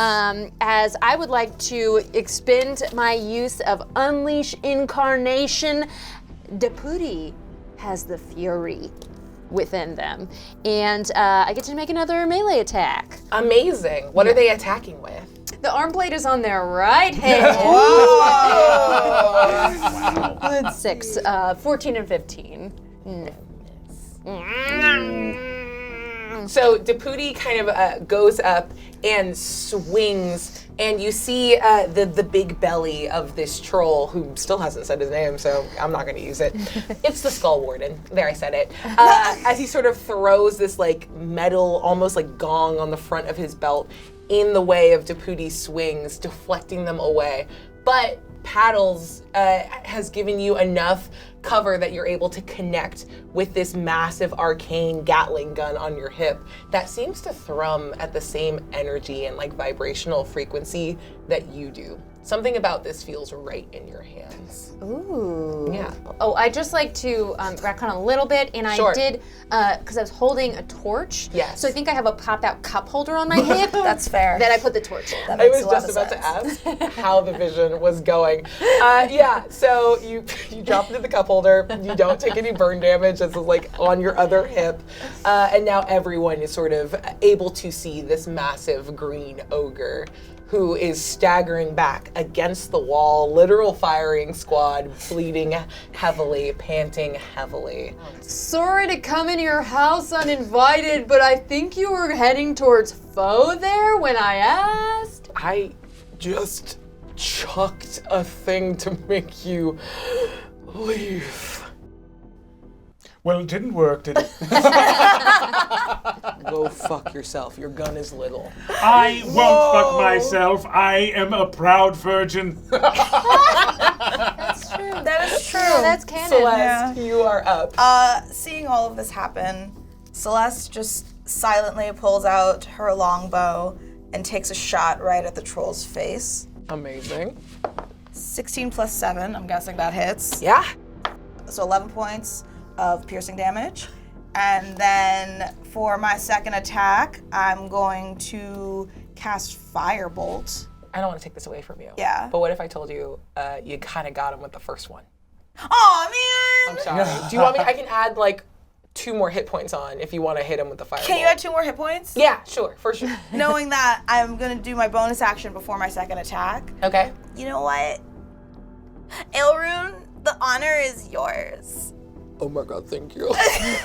And he's going to roll to hit, to bite. That's 18. 18 just hits? 18 just hits. So may I describe in gruesome detail how... I would never deny you that right. Thank you so much. Please tell me how you obliterate my sweet boy. So what happens is Aelrune pops out his claws and pulls the troll apart, like in half, kind of spits some acid on him to kind of like melt the meat down, and then takes out from like a side pouch, because you know Elrune's cool like that. He has like a little satchel on. He takes a pita pocket out of the satchel, stuffs some of that meat into the pita pocket, and just starts snacking.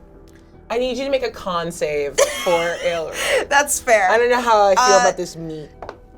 It's a 3. It is very obvious to all of you that he's trying to like show off for you. And he takes a bite. Elrune, it seems like you want to spit that out. Don't force it. Don't force it. Don't force You don't it. have to Buddy, you eat can it. just oh. Second bite. No, Thinks it's gonna be better. It's better out than in, my guy. Just kind of like, just take in through the nose and then out through the mouth. Aelrune's going to slowly walk over to you. You see that like under his scales, he has begun to sweat a little bit as he just puts out the torch. So he has a little bit of quiet and darkness and is gonna go into the corner. And you just hear a splatter as he barfs in the corner. You also hear some sizzling because he's an acid dragon, Yeah. so the floor is definitely the being floor burned is alive. not. Yeah. We're being burned alive! The floor is being burned alive. Oh, I'm so sorry for walking on The you. floor is actually alive. Amazing. You're welcome Alive. for that. Anybody else feel bad about that troll we just killed in his house? No, it was no consequences. We ended it life, and there's no consequences. I can do anything I want in this world. I can do anything we want. There are no rules. The rules of society no longer apply to us. This is the greatest feeling in the world. This is like that kid in the news. What did they call it? Like Welfluenza or something? Affluenza. Was that affluenza? This is the Yeah. most dire case of affluenza I've ever seen in my life. We should do this. We don't need to just be in the dungeons. We could do this anywhere. We could go find political leaders. We could end their lives and change the world to and shape it with our own hands. Okay, I think the rage is wearing off a bit. Okay, so we got 1 vote for whatever that is. I'm gonna say maybe like we find like a campfire and just kind of sing songs or chill. You could do that one about the simple machines again. Yahoo! Yes. Well, the simple machines are all around. I'm going to. I immediately pull out an arm, and inside is like an example of each of the 6 machines. Is Deputy still here with us? Yeah. I'm going to look over and say, by the way, I hope we take this in the best spirit. Would it be all right if I briefly and momentarily cursed Deputy. If that's what would make you happy, that's what would make Deputy happy. Incredible. What a fine friend. And I'm going to use a bonus action to move my hex over to Deputy. Amazing. If there were enemies around, I would use an enemy, but it's gotta happen right away or I lose the spell. And I'm a warlock, so I don't have a lot of slots to throw around. Okay. Incredible. Phenomenal. I'm gonna say, good. when Deputy's not around, where are they? That is something that we choose not to contemplate. Deputy and I, we just look into each other's eyes sometimes, and I know he's feeling what I'm feeling, and I don't want to think about the lack of existence of my dearest and closest friend. Right, because you're talking about Deputy like, this is like, oh, you're a good friend, Deputy, but there's lots of times where Deputy seems to not exist. And does Deputy know that they're sort of going into the void whenever you dismiss them from existing? You gotta roll a d4 for me. Deputy turns his head sideways like a dog questioning what you're doing. You're gonna take 2 more points of psychic damage. This is the only damage I've put on anyone. And it's just contemplating how your abilities work. This is troublesome. I'm gonna go back to the drawing board on this one. Maybe, go back to that grassy knoll. Because, I die all the time, but we literally live in a world where the afterlife is incredibly known. Like, you can travel there. There's spells that can take you to where you go when you die. I've been so many times. But to be dismissed like a spell effect seems to be the only way to actually stop existing in our entire multiverse. Now it's interesting that you say that because Elrune kind of poofs sometimes, but then he comes back. Can Elrune talk? For the sake of this game, I'm gonna say fuck yeah, he can. Here's the thing. When I go somewhere when I'm not with you. Where do you go, my guy? I don't think that's not a thing for mixed company. Oh, I didn't know it was super private. That's might That's be. dragon stuff. That's dragon stuff. Doc, that's dragon stuff. So maybe we'll never know. Yeah, but I go somewhere. I think that, and he's just gonna gesture at Deputy I don't think that's alive enough.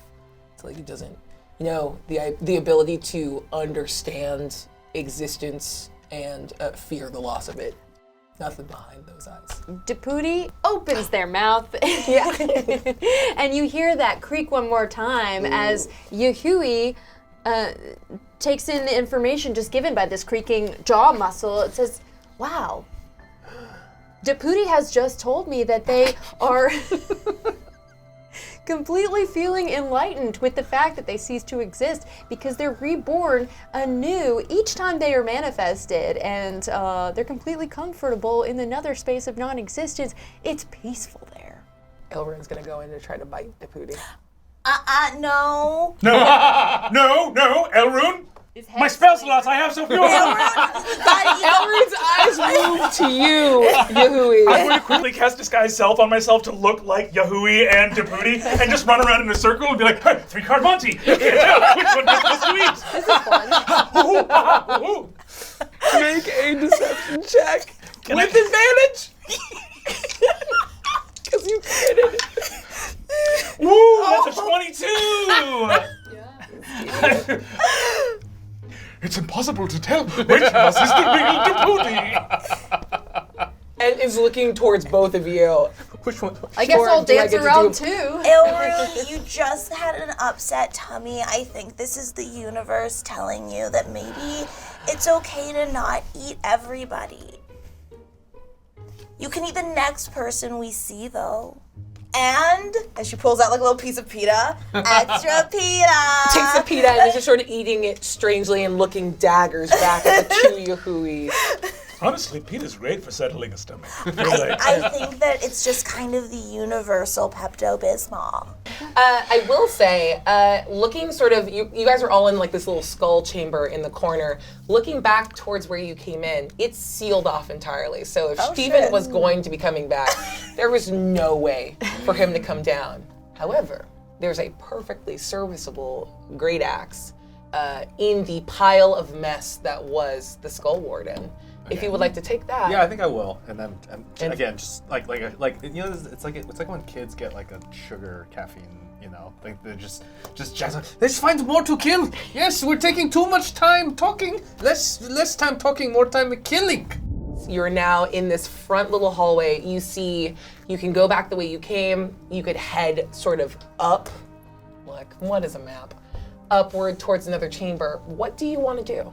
So what Celeste is gonna do is hop on Aelrune, who has dark vision, and is gonna go, come on, my guy, let's get to killing, and we're gonna walk down the hall together. All right, you all see Aelrune and Celeste head like through this like narrow hallway upward. Do you follow her or do you head somewhere else? I will follow her anywhere. Abandon her to my machinations. How many Yahuis are there now that I'm disguised as one? There's 3 or there's 4? There's 2 Yahuis and a Deputy. Just a hex Deputy here.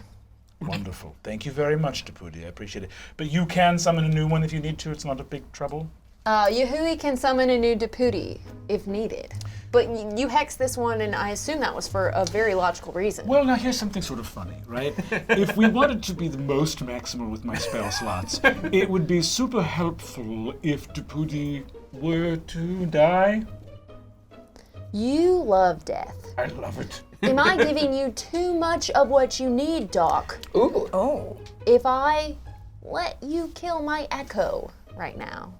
Ooh. Why not? Let's, you know. Oh, I can do it. I'll do it. I volunteer. Coward. Don't do it until there's an enemy, because I need to be able to use a bonus action on the subsequent.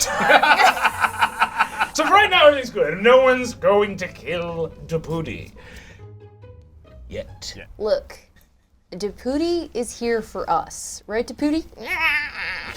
Upsetting. So, Inspiration. I hate it. And I'm here under your tutelage to learn from you as a citizen doctor to be, maybe, if that's a route I choose to take in my life. Mm-hmm. So if you want to kill Deputy, that's fine by me. I feel like there's, dollars to donuts. Probably Deputies will die for natural cause. and we won't have to come to that terrible decision when we realize it's for the greater good that we must kill Deputy. Sure. Yeah. We will kill that bridge when we come to it. And you guys are walking and talking, and you head sort of through this tunnel, pinched and cramped, until you arrive in a cavern that is almost obscene in its pinkness as these like massive crystals come out of the wall. They are actually throwing light. So you can see inside this cavern, and you see a woman sitting on like a little carved crystal. It's not quite a throne. It's more of a very uncomfortable looking ottoman at the center of this this like crystal cavern, just behind the little blue pool. And she's got long pink hair, sickly gray skin, and she's got a little like lit match in her mouth, and she's tossing a little black ball up and down and just looking at you. Is it this creepy Yes, looking her! bitch right there? That's her! That's her? Oh. She's cute. It's fine. It's fine. That's not disturbing at all. She sees you riding in on the back of a massive brown drake, and you see her slowly kind of startle, and then she leans and lights the wick at the end of the black orb that she's tossing. So to be like, hi, sorry, I don't mean to like disturb you, but you're sitting upon an uncut throne. I don't know what that means. What are you saying? It means that your throne's kind of jagged, my dude, and I feel like your vibes are kind of rancid. You don't even know me. I don't, but to like... judge my vibes like that. And she puts the lit match behind her ear. Now see, that action in itself is of a rancid vibe. And I'm just gonna need you to either, leave or have my really cool friend here, and she points over to Preston. Yeah, you They all, had you you. all Hopping in funneled, place. funneled in now. He's kind of like itching for a murder. Isn't that right, Preston, my dude? Yes. Oh, this is the next one. Oh, you will suffer under the axe. It's a wedge, as the doctor has Wow, informed you me. really did listen. Incredible. That's a little weird that you've come into my cavern in my home and you're asking me to leave. Where would you have me go? I don't know, And you see Oh, her go like to your grab the summer edge of the wick estate. and pull it out just a little bit to give you a little more time. I don't know, see, here's the thing. Sorry, I didn't explain. We were How sent about an here. introduction? Like, hello, my name is Danaska. Who the fuck are you? Okay, I'm so sorry. Oh, hey, I'm Yahui Wahoodle. This is my friend Deputy. No, this is great. It's so nice to meet you. Okay, can we have your What are you home? made of? What? We were sent here to kind of clean out this portal. By who? Some dude, his name was Gross, Grimy, Gellert Gurlard, the Goose. Gruesome. Okay, hold on. Was he wearing any sort of insignia? I don't know, Gellert the Gruesome. I've been down here for. I don't have a way of telling time. He had a weird red coat thing. It's one of those fucking Holtzangers. Got it. Okay. Yes. Sure. But one of these little butthole mages. Yeah, well, That's the a good band butthole name. mate. That is. Thank you. That's a good band Thank name. you so much. And she actually puts out the bomb, and just starts rolling it across her hands. So She's contact juggling. Contact juggling. Yeah. Oh, is it staying in place? It's Yeah. your hands moving, but it is not. Thank you. I've had a lot of time down here to perfect Like my all art. contact jugglers. 100%. So are you gonna leave your uncut throne? Okay, let me be very clear. I love the name Uncut Throne. That's Thank big you. for me. It's great, right? What were you offered to come and clear? Oh, we're doing me? this for free. We represent Citizen Doctors Without Borders, an NGO that partners with A non-nomic organization. yes, a non-gnomish organization. No gnomes! And That seems weird of you. Okay, go on. I'm listening. and we came here. Now, Gellert the Gruesome spoke to one of us. I don't remember who because I was singing a song to a group of children about simple machines while a dragon stole bread. But we saw a dungeon, and on, we yes. came down here to help. And by help, I mean destroy. Also, I'm a third robot named... Yeah. Are you also Yahui? I am Citizen Dr. Panini. Okay. I would just like to amend that one tiny bit by saying I am here to help. So if there's something I can do for you, please let me know. Can you please stop these people and the other version of you from displacing me from my home? Okay. We can't do that. Oh, Why not? Sorry, I can't do that. Wait, why? You just said you promised to help. Please help. Look, I'm sorry, I would be your friend, but I'm also Celeste's friend, and I'm Celestine's first, so I hope Celeste remembers this, but I choose, if you two are at odds, I kind of have to go with, first dibs on friends. Wait, I have a question. What did Gellert say we were supposed to be doing down here? Look, I didn't ask that, I was listening to your song, and then my That's a friends want to great go song. kill Quick people in a question. portal. Which of you got this fucking assignment? Oh, that was me over here. Yes. Okay, what's your shit? What's your name? Yes, Preston. Hello, Preston. Hi, Pelvis so nice scrum. to meet you. Pelvis scrum Danaska. of the pelvis scrum, pelvis scrums. Pelvis? What? The Wait, city is you named own after its us. town? Yes, Wow. the whole city named after us is after the family lineage. Copy. Yes. Okay. Yes. Are you a mage? Am I of age? I think so. Yes, I think What? I'm No, old a enough. mage. Oh no, mage. No. Let's see. You've got shitty rich mage energy, if I'm being super honest. Oh no, do not know. I do know. Some of my best friends are mages. That's so awkward for you to just say that. I just saw Carlos in the background going, His head Please take inspiration if you don't already have it. Yes, you know, when we were told to come down here, I don't remember exactly what to do because Okay, I hold had a on. guy to take notes for me for this. Let me just get ahead of all of this. You came down here from some guy who offered you no money to do murders in a place that you have no context for. Can I offer you literally 1 gold to do anything else, and that will be a net gain for you? But there is something about a tower, Doc, that you needed. Look, I'm gonna level with everybody. Okay. We were investigating a confluence of ley lines in a town called Red Tower. Oh, this rings a bell, yes. There was no Red Tower there, and that presented an interesting question. Yeah. I started singing the song,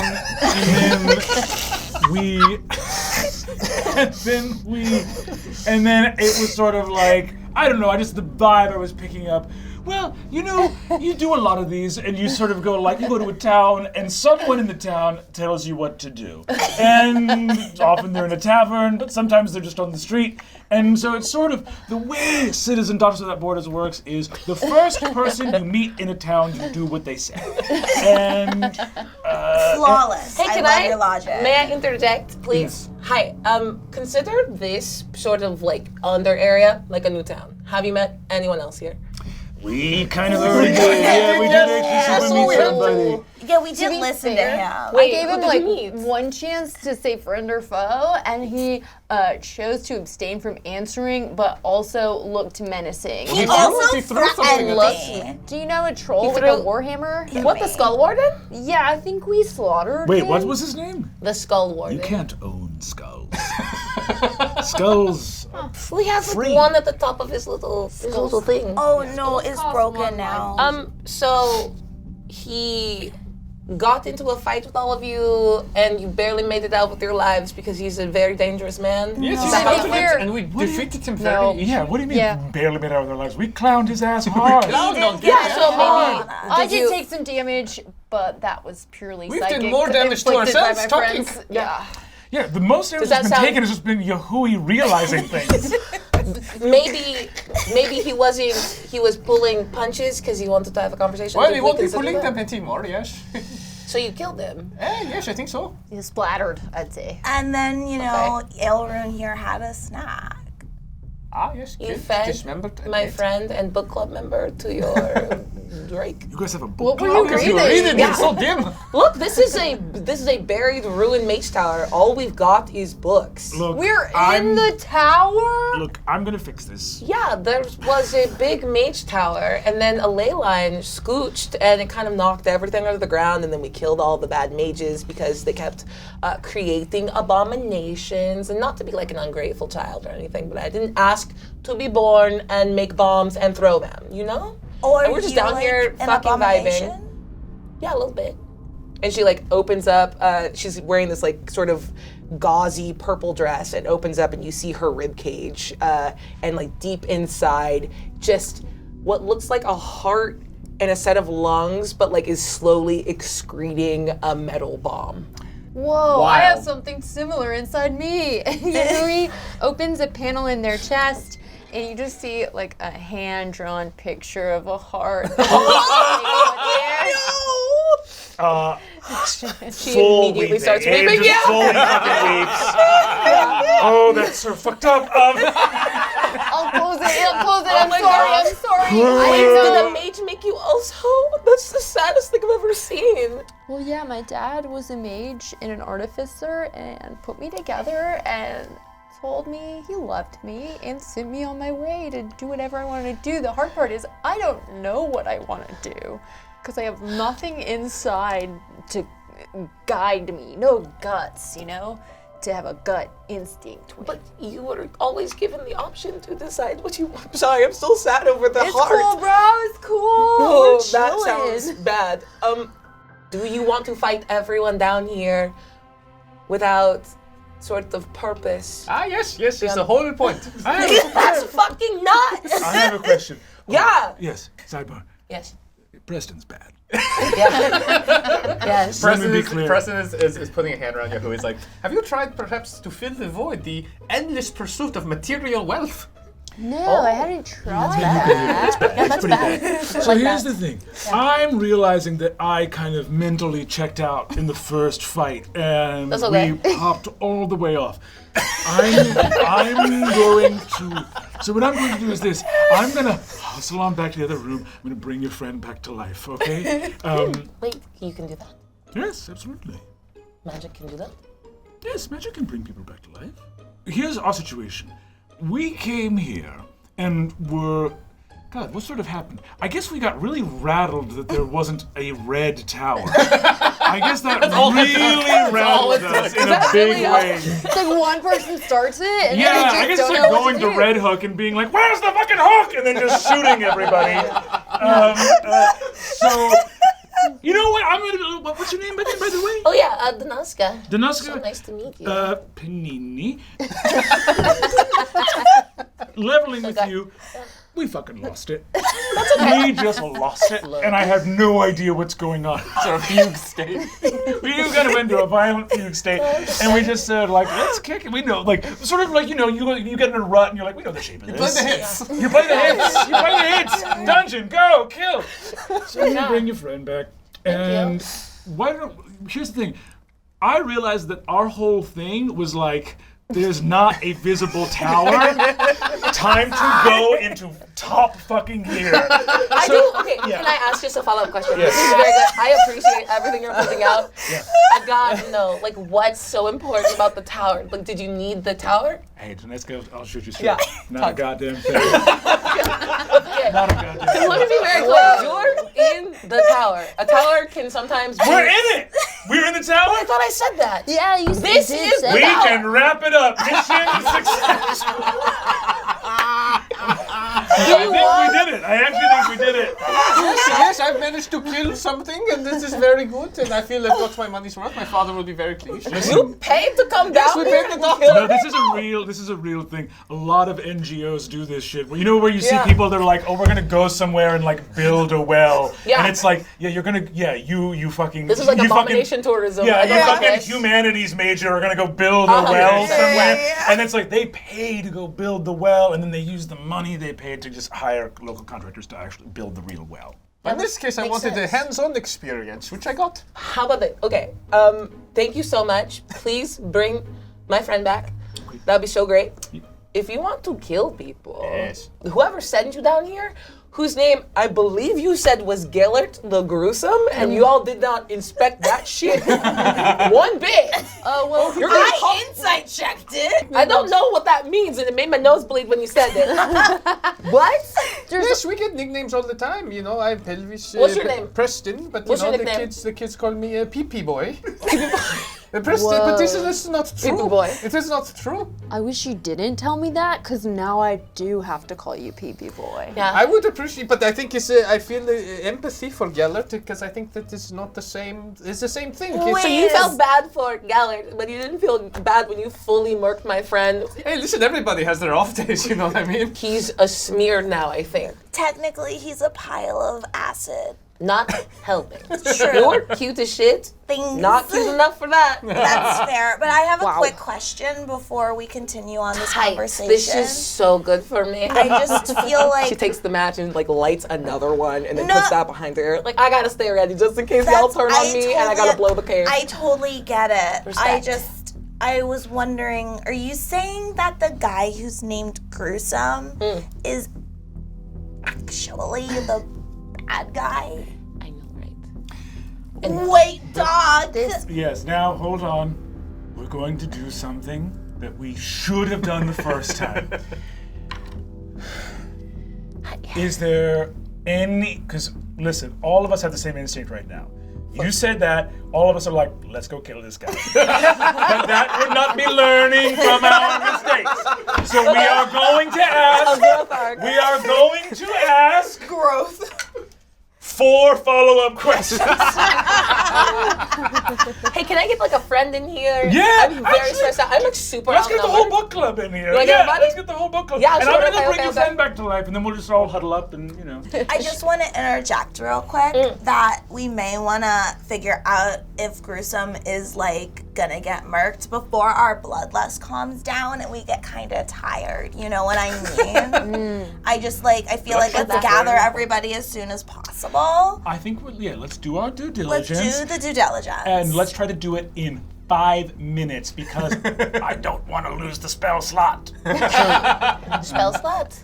Well, your nose is bleeding on the other side. Don't worry, he's a good mage that's gonna like bring your friend back. Well, with that's good right. magic. We're So like we're just good. bring him back. We're all good. I'm going to bring your friend back. I guess saying spell slot is fucked up, even though that system is completely diegetic to the world, and it would be obvious after mages went throughout their day that they would be able to calculate how much spell energy they actually had. Maybe they wouldn't call it spell slots, they call it mana or something. I don't know. Anyway, the point Or is this. spoons. Yeah, there's a book. There's a whole thing There's about a like whole spoon book about theory. it, yeah. Yes. Not 100%. So I have an extremely defined amount of spoons. Some of my, and just like spoons, the bigger ones can hold the stuff the littler ones can, but the little ones can't That hold is the a bigger better ones. analogy. That's very good. So, Okay. I'm gonna bring your friend back, and then we'll have a little huddle up, and then we will Meet back in maybe 5? go kill the Gruesome. I'm gonna go get Spencer and Tiffin. Okay. I am going to go cast Animate Dead on That is not bringing you back from the dead. Okay. It 100% is, unless you have a weird problem with the undead, which is on you. That's fair.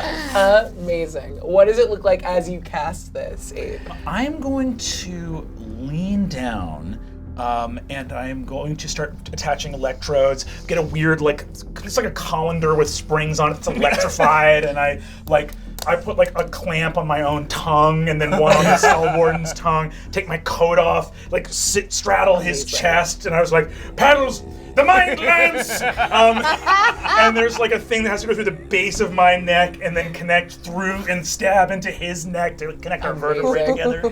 Bringing someone back across the veil is incredibly intimate. In the classical sense of the word. Not in a sexual way. I'll give you privacy. I'm sorry. You don't for have looking. to. We can all watch. I prefer you did. I'm For science. comfortable. I don't Preston's like taking watching. notes. I have to take notes and I don't like watching. Preston's into it. My eyes roll back. I'm gonna start summoning necromantic energy, and I go, now, anyone watching, see if you can identify any of the simple machines that work. Amazing. And you slowly bring back, as very T-1000 style, the sundry bits of the Skull Warden start slurping back. Not They slurp, and it leaves that acid that's been pitting and marking the stone ground. The last blow was the bite to death. Yes. No. The last blow was the rip in half. Like a phone book. Like a phone book. Yeah. Okay. That's bad. And then it kind of took a chunk out of the organs to put in the pita pocket. Perfect. So he's still there if you So what you flew see is a him. bisected Yeah. troll Yeah. who is held together with green energy and that sort of dark black-green ichor that is the interior of him. Especially it's pooled in the little corner where that pita pocket was taken out, and it just sort of is shimmering there as he is brought back to unaliveness. Yeah, you. I'll even with the green energy, I'll do a thick leather cord that gets sewn up, so he's really sewn up the middle. And if it's all right, I'd like to do some bullshit. I love bullshit. Please. Can I permanently give up one of my infused items? If I ever play Abraham Hermbler again, he will not have. I'm gonna permanently destroy the bag of holding infused item that he has. To create a permanent Speak with Dead effect, which does fully grant the consciousness back to a creature. So this is kind of a bootleg resurrection. Oh my God! It's Animate Dead with a permanent Speak with Dead effect. You do not have to burn. I love creativity. You don't have to burn anything to do it. As you have sort of amazing. bent the arcane to your will, you were even ready to give up deep fundamental magics from you. and then you remember that you are sitting on the banks of a ley line.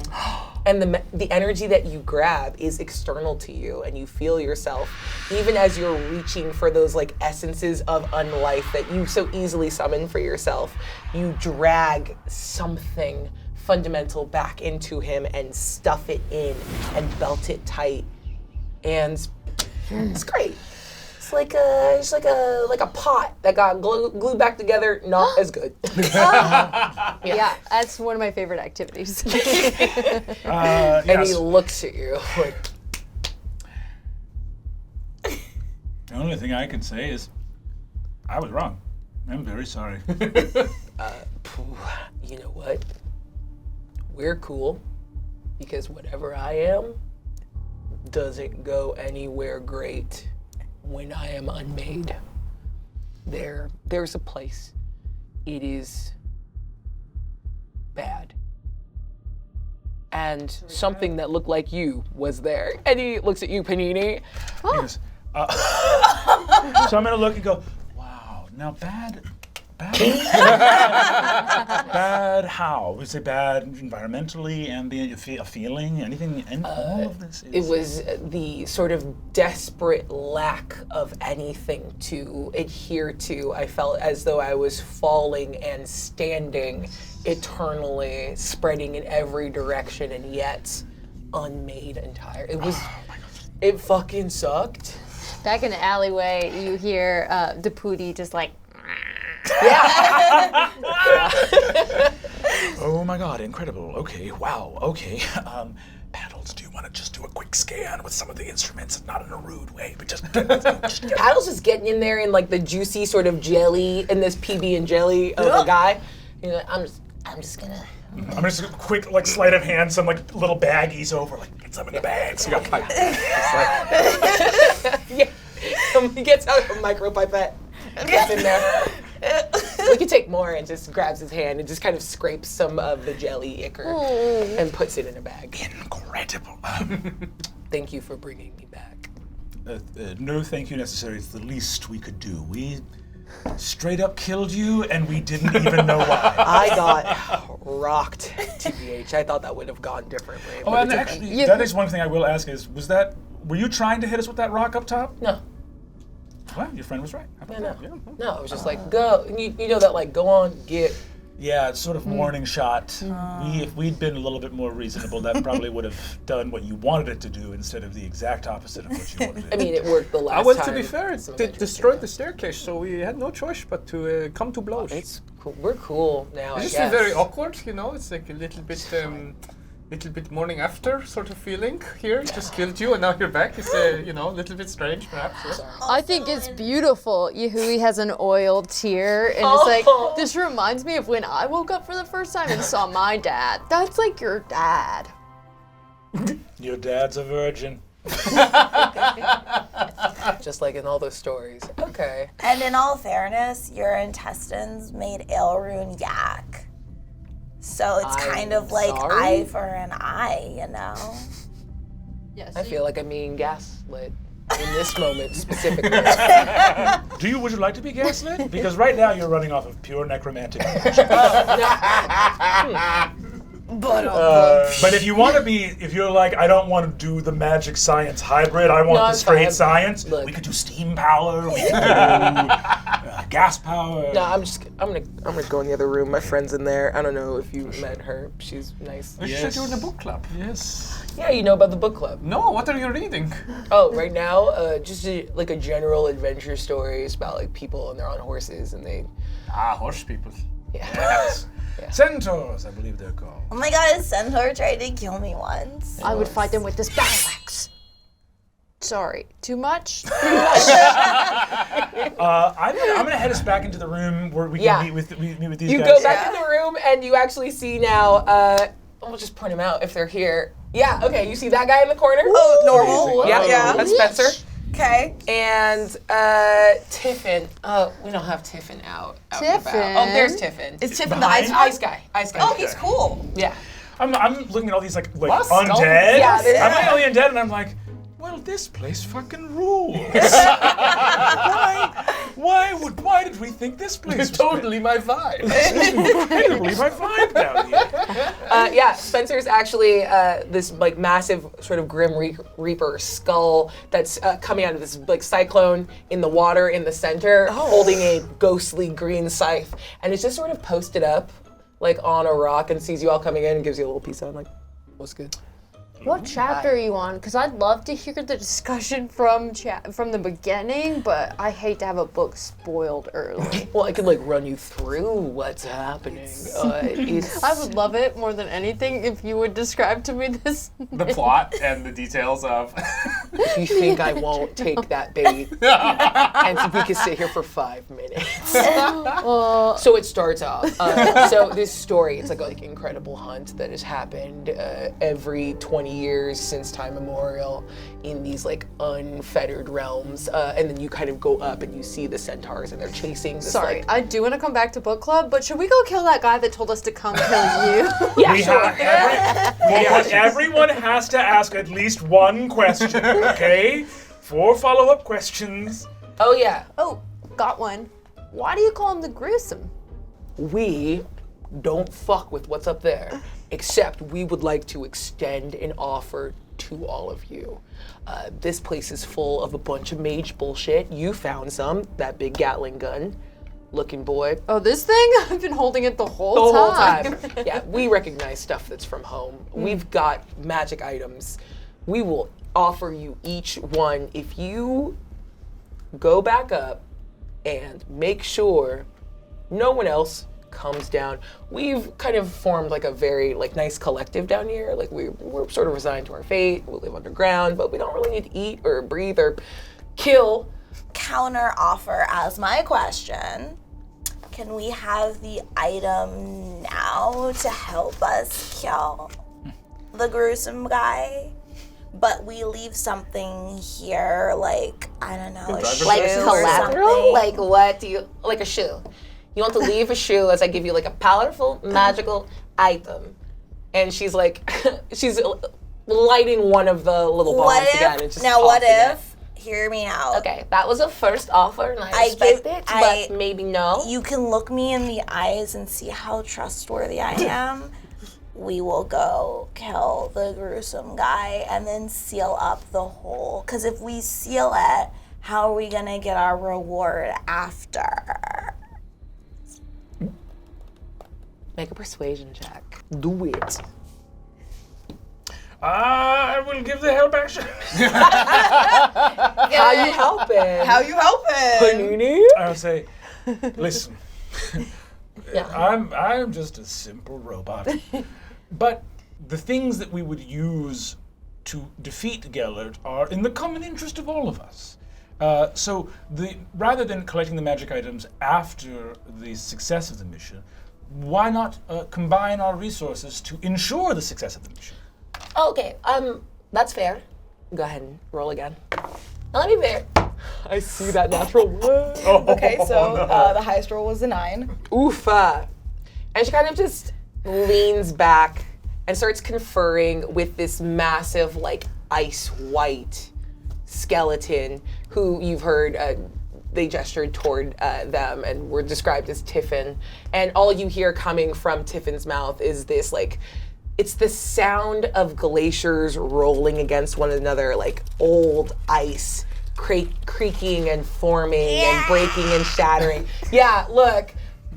Deputy, I think, speaks fluent whatever that is. Deputy has hearts for eyes for Tiffin. I'm like, what is going on?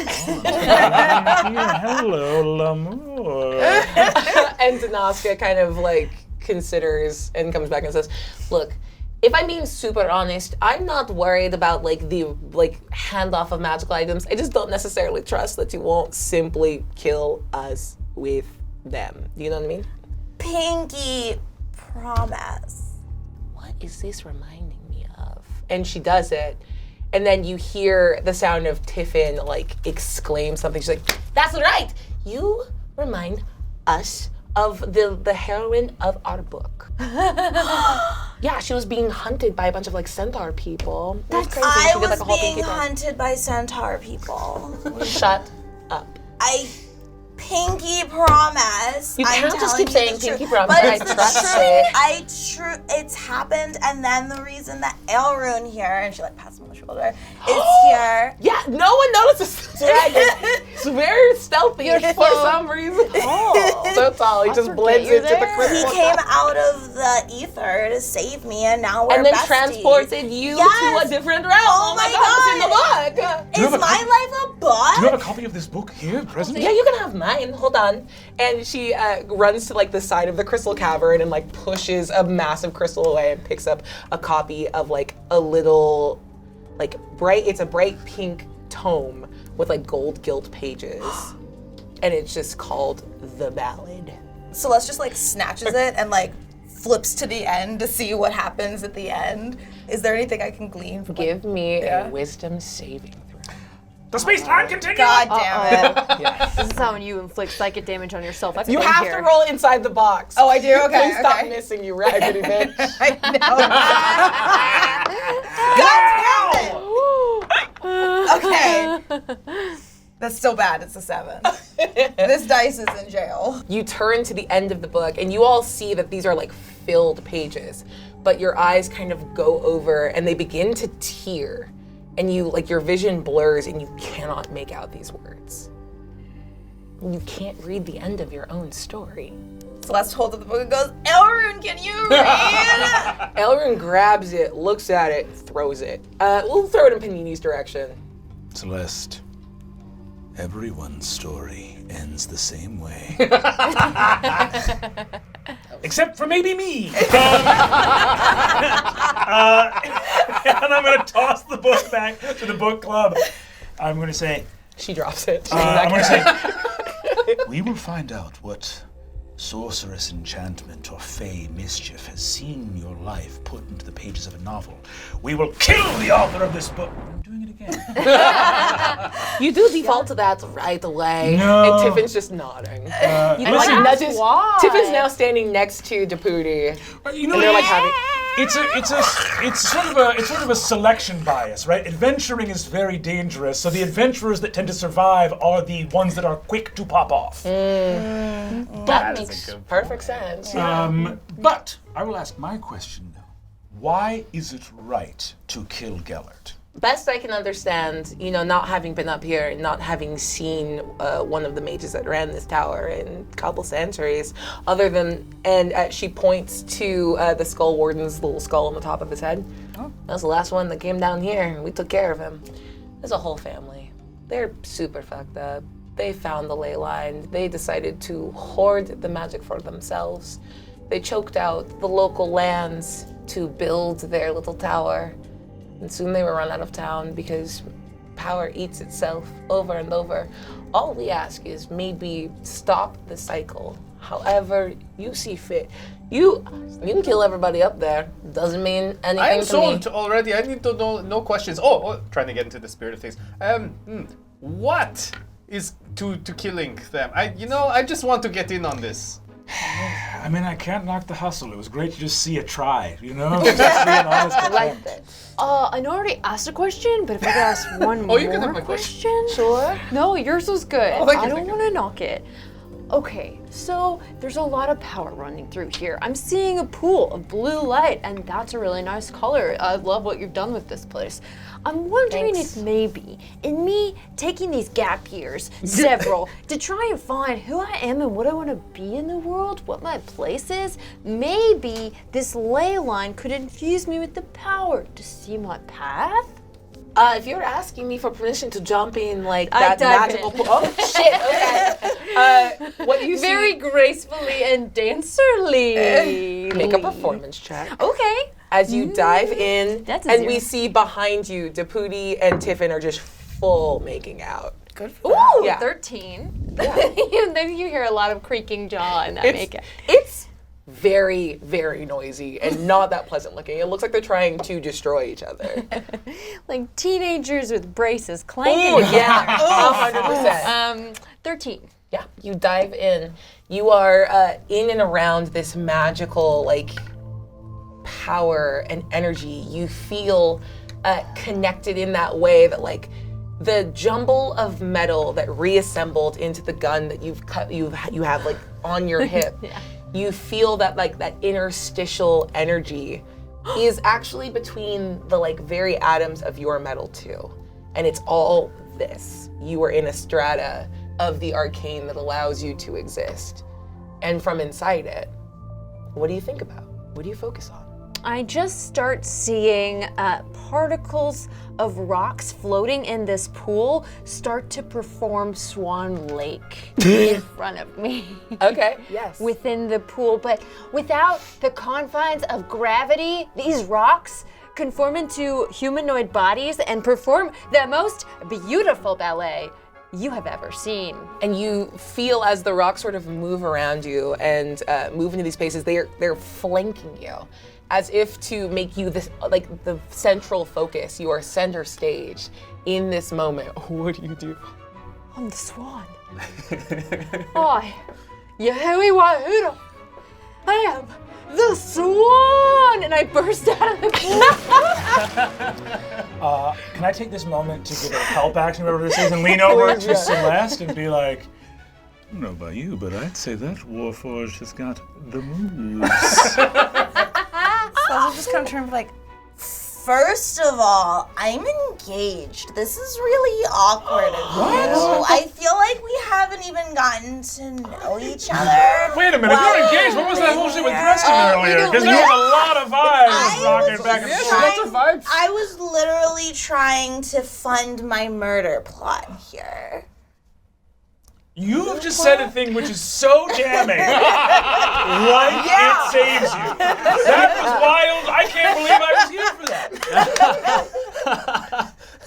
In any case, Yahui! Beautiful dance! Yahui, you emerge from the water. Yahui. You have wings. Oh my god! And you now have 40 feet of fly speed. I love it. This is the best day of my life, rock on. I think Abe was like, oh, you're doing it! You're flying a little bit faster than you run! You're incredible! Just a scotch faster than you run! We love it! If there wasn't next to each other, you couldn't really tell, probably. Yeah. Man. You get it over like long yachts. This is an hour-long trip. You'll get there 4 or 5 minutes faster. Spencer's like nodding next to you. Like, and the moment you emerge, Deputy also seems to sprout like that echo of wings as well. Got you, friend. Hey, this counts as their magic item, right? You can fully fly now. Does that count? We good? I do a little lap around the top of the chamber. We're so good. Amazing. Oh, do I still have the Gatling gun? Yeah, of course you do. When I was in the water, maybe it attuned with my other arm? Do you want it to be on your body? Ooh, you got no hands now. Ooh, hard. You don't need them. Don't need opposable thumbs where I'm going. You have 6 limbs and none of them are hands. Incredible. So like, do we all jump into that pool or? You've said some pretty bad stuff. I have not. Like 100%. What a rebuttal. I'm not. Great point, Celeste. All right, let's get on out of here. Like, okay, what do you want? Like, what's your plan from here? Because we can send you towards the shrine that will like allow you to get back up. There's a menhir there. Yeah, I mean, I feel like we're gonna go help you guys out because you seem pretty vibey, you know, and we're gonna. I'm glad the vibes have turned from rancid to vibey. They're vibey, you know, you guys actually aren't rancid. I just saw the bombs and I got kind of skittish. Forgive me. Honestly, your vocal fry belies what I think is a good heart. I'm bending over backwards to make this okay. I totally understand. So what I'm saying is we, as good citizen doctors without borders, are going to go behead the gruesome man and let you guys read books in peace. Thank you. I didn't know peace was a 4-syllable. The longest word I've ever heard, and I blacked out halfway through thinking about it. Yes.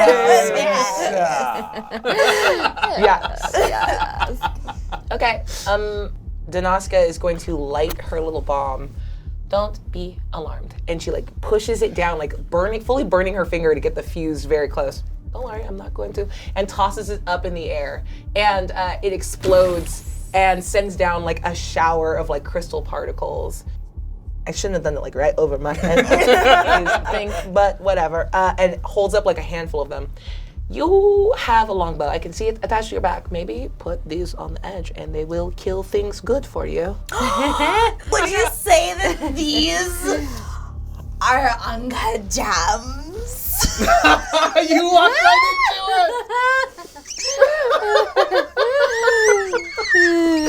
it! Yes, I would say that you have uncut gem arrowheads and they will do a special amount of damage if you use them. You're like my muse. No! I will blow myself up right now. I'm done. So I'm assuming, like all gems, these will get way better if we cut them. No, 100%, right? Yes, Yes. for Clarity. You have to cut them. That makes them For good. sure. Making sure, yes, For of course. sure. Good. Anyone else? Yes. Any weapons? Weapons have a good killing power. Tiffin, you got something for this? And you see that Tiffin was like mid-mac with Deputy. Again, it's like Tongues. and is going to reach deep inside themselves, and you hear them like break something. And they hold out this sort of like dark blue ice. And they just sort of smear it across the edge of the battle axe that you took from the Skull Warden. And it frosts over with hoarfrost. And now you have a battle axe that does like extra cold damage on top of it. And it cools beverages if I put something And it next cools beverages. Hell yeah. You stay frosty, my guy. After a day like today, it's going to be nice to kick back and drink some Frosties with the bros. On the grassy knoll. On the grassy knoll. The grassy knoll. Couldn't have been Oswald. Now, now, are there any texts within the tower that we now inhabit belonging to the family of Gellert that I might be able to study to see if there is some heinous plot there or ascertain what the scheme of this horrendous family might be? Yeah, we can absolutely ransack the library. We only really care about the like adventure stories. You can have all of the mage texts. Oh, if there's any nonfiction stuff, that's mostly what I read. You see Spencer, the Shadow River Lord, disappear into that like pool. Take my bag of holding, do a little snap over it, the Skull Warden, be like, still got it. And then I'm gonna just open up the bag of holding for any text. It's a full no look as like a little spout opens up in this pool and just a bunch of texts are getting say like, give me a sleight of hand check. Pedals, to like help. text things. I love the paddles is just cheat code. Yeah, 100%. That is what a familiar is for. Paddle holes. Paddle It's holes. gonna be a hot 3 on the sleight of hand check. Paddles is down there going, how the fuck do I help? I don't know, dude! Help me! And as you're arguing, a bunch of books are like shooting out and just landing on the ground around you. Why do I not want them to touch the ground? Yeah, Paddles is running around picking them up and putting them in your bag. But they're creased real bad. Like, now. they're fine. They're good on the ground. You can have a ground book. Anyway, I'm like looking at the outsides, and some of them are like family history, so I guess maybe you get like a plot. I want to look at the family history stuff to see if we can catch some. I want to look for something so that when we confront Gellert, Yeah, I will have the ammo. Yeah. You know? The reason to Give murder. me an investigation check. Great aunt sucked. Got him. Your grandma cheated. Like a history or Oh yeah, let's go history. You have advantage. Sure. Ooh, that's gonna be a 27. Yeah, you like dig into these books and you see some of the oldest like Holzinger mages found and sort of stumbled across this like tiny ley line that other people weren't arcanely attuned enough to notice. And they essentially built their Scarlet Citadel on top of the ley line to choke the magic and fuel their brand of studies.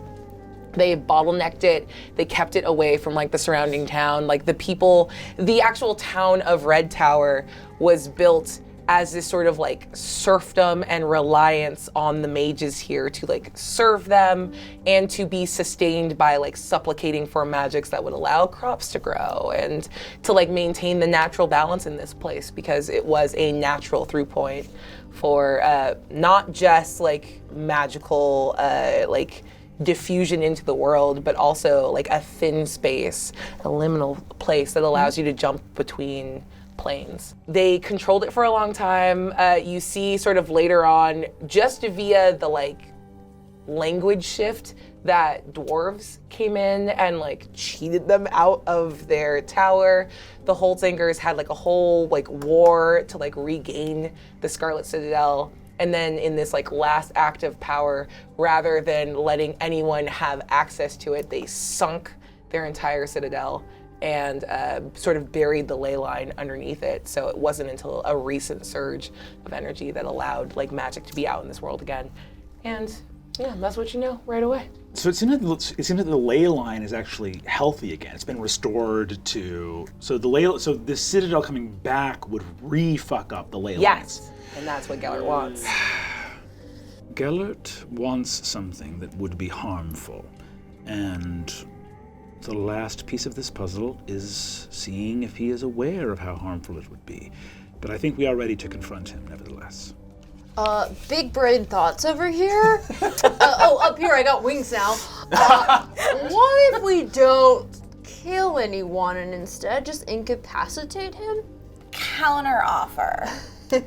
If he comes back and we're already gone and he does want to pop this little thing up and has somebody else do it and then everybody's sad again, then we're the bad guys. You make an excellent point. Also, counterpoint, totally different question. Hope it's not wrong of me to ask. I hope I'm not being too personal, but like, did you say engaged? I feel like that can be discussed at a later date. We're besties, but we're not like, yet. Did your betrothed give you a ring? What he did. I swear to God. I swear to God. I swear to God. If this goes where I think it's about to go, I'm gonna lose it. Oh my God. I can't. You have to. You have to. What he did, and she holds up her hand, and on her left hand, you see a ring holding an uncut gem. He carved it from stone himself. He pulled it out of a cavern and set it. He carved it? He carved it? He carved it? He carved it out of the stone and it remained an uncut gem. He can't give you what you really want? There's still a chance? Yeah. I think that like Yahui taps the side of their ear and outside of the other metal ear, one of those rocks that was performing Swan Lake earlier. Oh my God! Bounces around in their chest cavity, and when they open it, there's something bluish and glowing. Ooh. We know what it is, but only Yahui sees it and keeps the secret inside. I just realized you have wings now, and I go, Paddles, go hide behind my head. Spread your wings out so it looks like I have wings too. Motherfucker. Like tiny slowly climbs up you like a cat. Just Tiny little imp wings up here. They are tiny. We've all got wings, that's the important thing. Thank you, friends of the Scarlet Citadel. Your oversight in this place has healed the world in a very significant way, and perhaps that was not your aim, but it is your triumph nonetheless. We are just trying to live a life and find our own purpose, you know? Boy, do I. Thank you for starting a problem and then fixing it. That's all you can really do. Hey, You know? that's what adventurers do. We showed up, and we will be fucking so lucky to just break even. But yeah, so we'll get the fuck out of here now. Yeah, you are led very quickly through the. Is there a whole map and we could just see all the stuff they didn't do? Yeah, so there's a bunch of stuff. What's that over there? These little witchy things. Little buddies. There's so many guys to kill. Oh my god. You kill none of them. Well, let's go what? upper. Mushrooms. Upper the right. shroom Yeah, lord, we're going yes. in the corner. Oh my There. god. Oh, wow. What is that demon? Oh, there's a little bedroom. Yeah, there's a lot of stuff here. I realize I used these maps for a game like very recently. They're great maps. It's really good. It's really Also, great. I can't believe Hey, you used fucking By the diplomacy. way, this is super cool. Kobold Why did Press you made a very cool module. We did none of it, but you should play the real version. Why did we use diplomacy? You get walked through up to the shrine Flying. in the corner. Oh, sorry, you are absolutely flying. Deputy is walking, holding Tiffin's hand. Aw. And you get led to this massive shrine, a multi-handed beast with like a bull's face sort of staring down at you, and you see underneath one of the like long spindly hands, it's sort of reaching. The other ones are like holding weapons or making interesting gestures that I won't do in case they're gang signs, I don't know. But one of the hands... A.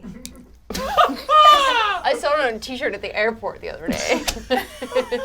Sorry, that was That was also. But one of the hands is reaching back into the wall, and you see that there is some stone, unlike the like dark orangey red stone that everything else is faded into. Can I get an Arcana check from you, Celeste? Yeah. -1, so that's 11. It's okay. This is a thing that resonates with the energy of home to you. This is a manure. I don't think I said that right. It's fine. Just edit in the right version of that word. Like a lith that is used to transport between spaces and places. You actually saw one of these, yes, under Ailrune's hands. Right. As he got you the fuck out of the Feywild. Yeah, he made shimmer dust. He made shimmer dust. He made shimmer dust. And this thing is like that. So you know pretty immediately that like a minor, like just a light interaction with this, just touching it will transport you back up to the surface. But you could, if you so chose, concentrate your energy and go somewhere else. So she's trying to be a better person because then maybe she'll learn the end to her story if she makes friends with the book club. So she turns to everybody and she says, okay guys, listen up. So if we like go over there and we like touch that rock, we'll go back to the surface. But if we think like really, really, really hard, we could go somewhere else. But I'd feel like super kind of bad if we like didn't do the whole like murder the gruesome dude thing, because we kind of made like a promise and like I pinky promised. But maybe we kill the guy, we don't get rid of the portal just yet, we come back, and then we touch that thing again and go wherever we want, like a vacation. I think what I'm hearing you say is Porque no los dos. Porque no los dos. Porque no los dos. Does that kind of sound like a plan, you guys? Fuck yeah. Yeah. Let's kill this dude after confirming that he's bad. And then let's go through this portal. I don't even need to know where the fuck it goes. All right? You know what?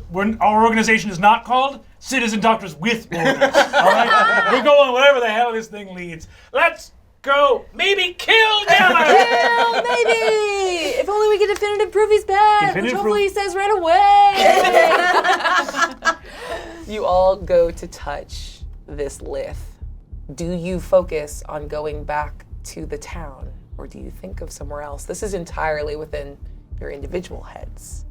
I'm looking at you, my little rich boy on the side. I think Preston has no desire other than going to find and murk this bro. Oh, okay, respect. Yeah, like I think he's thinking about him so hard that I want to roll to see if I like teleport into the same space that he's in and telefrag him instantaneously in a shower. I have to let you attempt that. I'm trying to think like really hard. I'm trying to like remember all the details from this person.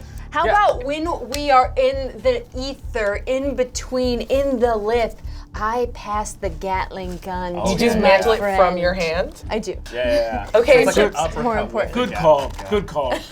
You're gonna want that hand. If you have the choice between Gatling gun and hand, I know it feels like you're Yeah. backtracking. No, this is actually progress. This is gonna get that hand. I don't really have skin to itch or scratch. I don't need hands, but That's your you're the go-to dog. thing that hands do? Is scratch itches? well, yeah. Basically, that would probably be number one, yeah. There is a wonderful world. The things that hands can do are all around. Oh my god! The most complex, simple machine of them all! And these are pulleys and... That's gotta be the granddaddy of all Arcana checks. I would like to give the hell back. I have Arcana Sure. minus You see one. him like focusing so much that like his little nose is starting to bleed. Oh my god, you're doing it. You realize the intersecting ley lines. It's teleportation. Try to uppercut right into his taint in the moment of materializing. That is a 3. I'll burn my inspiration that I have. Oh yeah, you already had advantage on it, so go ahead and roll the second Okay, one, second and then you advantage. can use your Okay, inspiration. 11, and All right, now... here's the one. This is the nat 20. You're gonna teleport into his taint. Destroy it. This is it. Into the taint. Into the taint. Into the taint. 19! Oh god! 19 minus 1. Pretty good. 19 minus 1. Though, so Look, on a natural 20, I would let you teleport into his body and explode out. But I can give you a taint for a 19. You're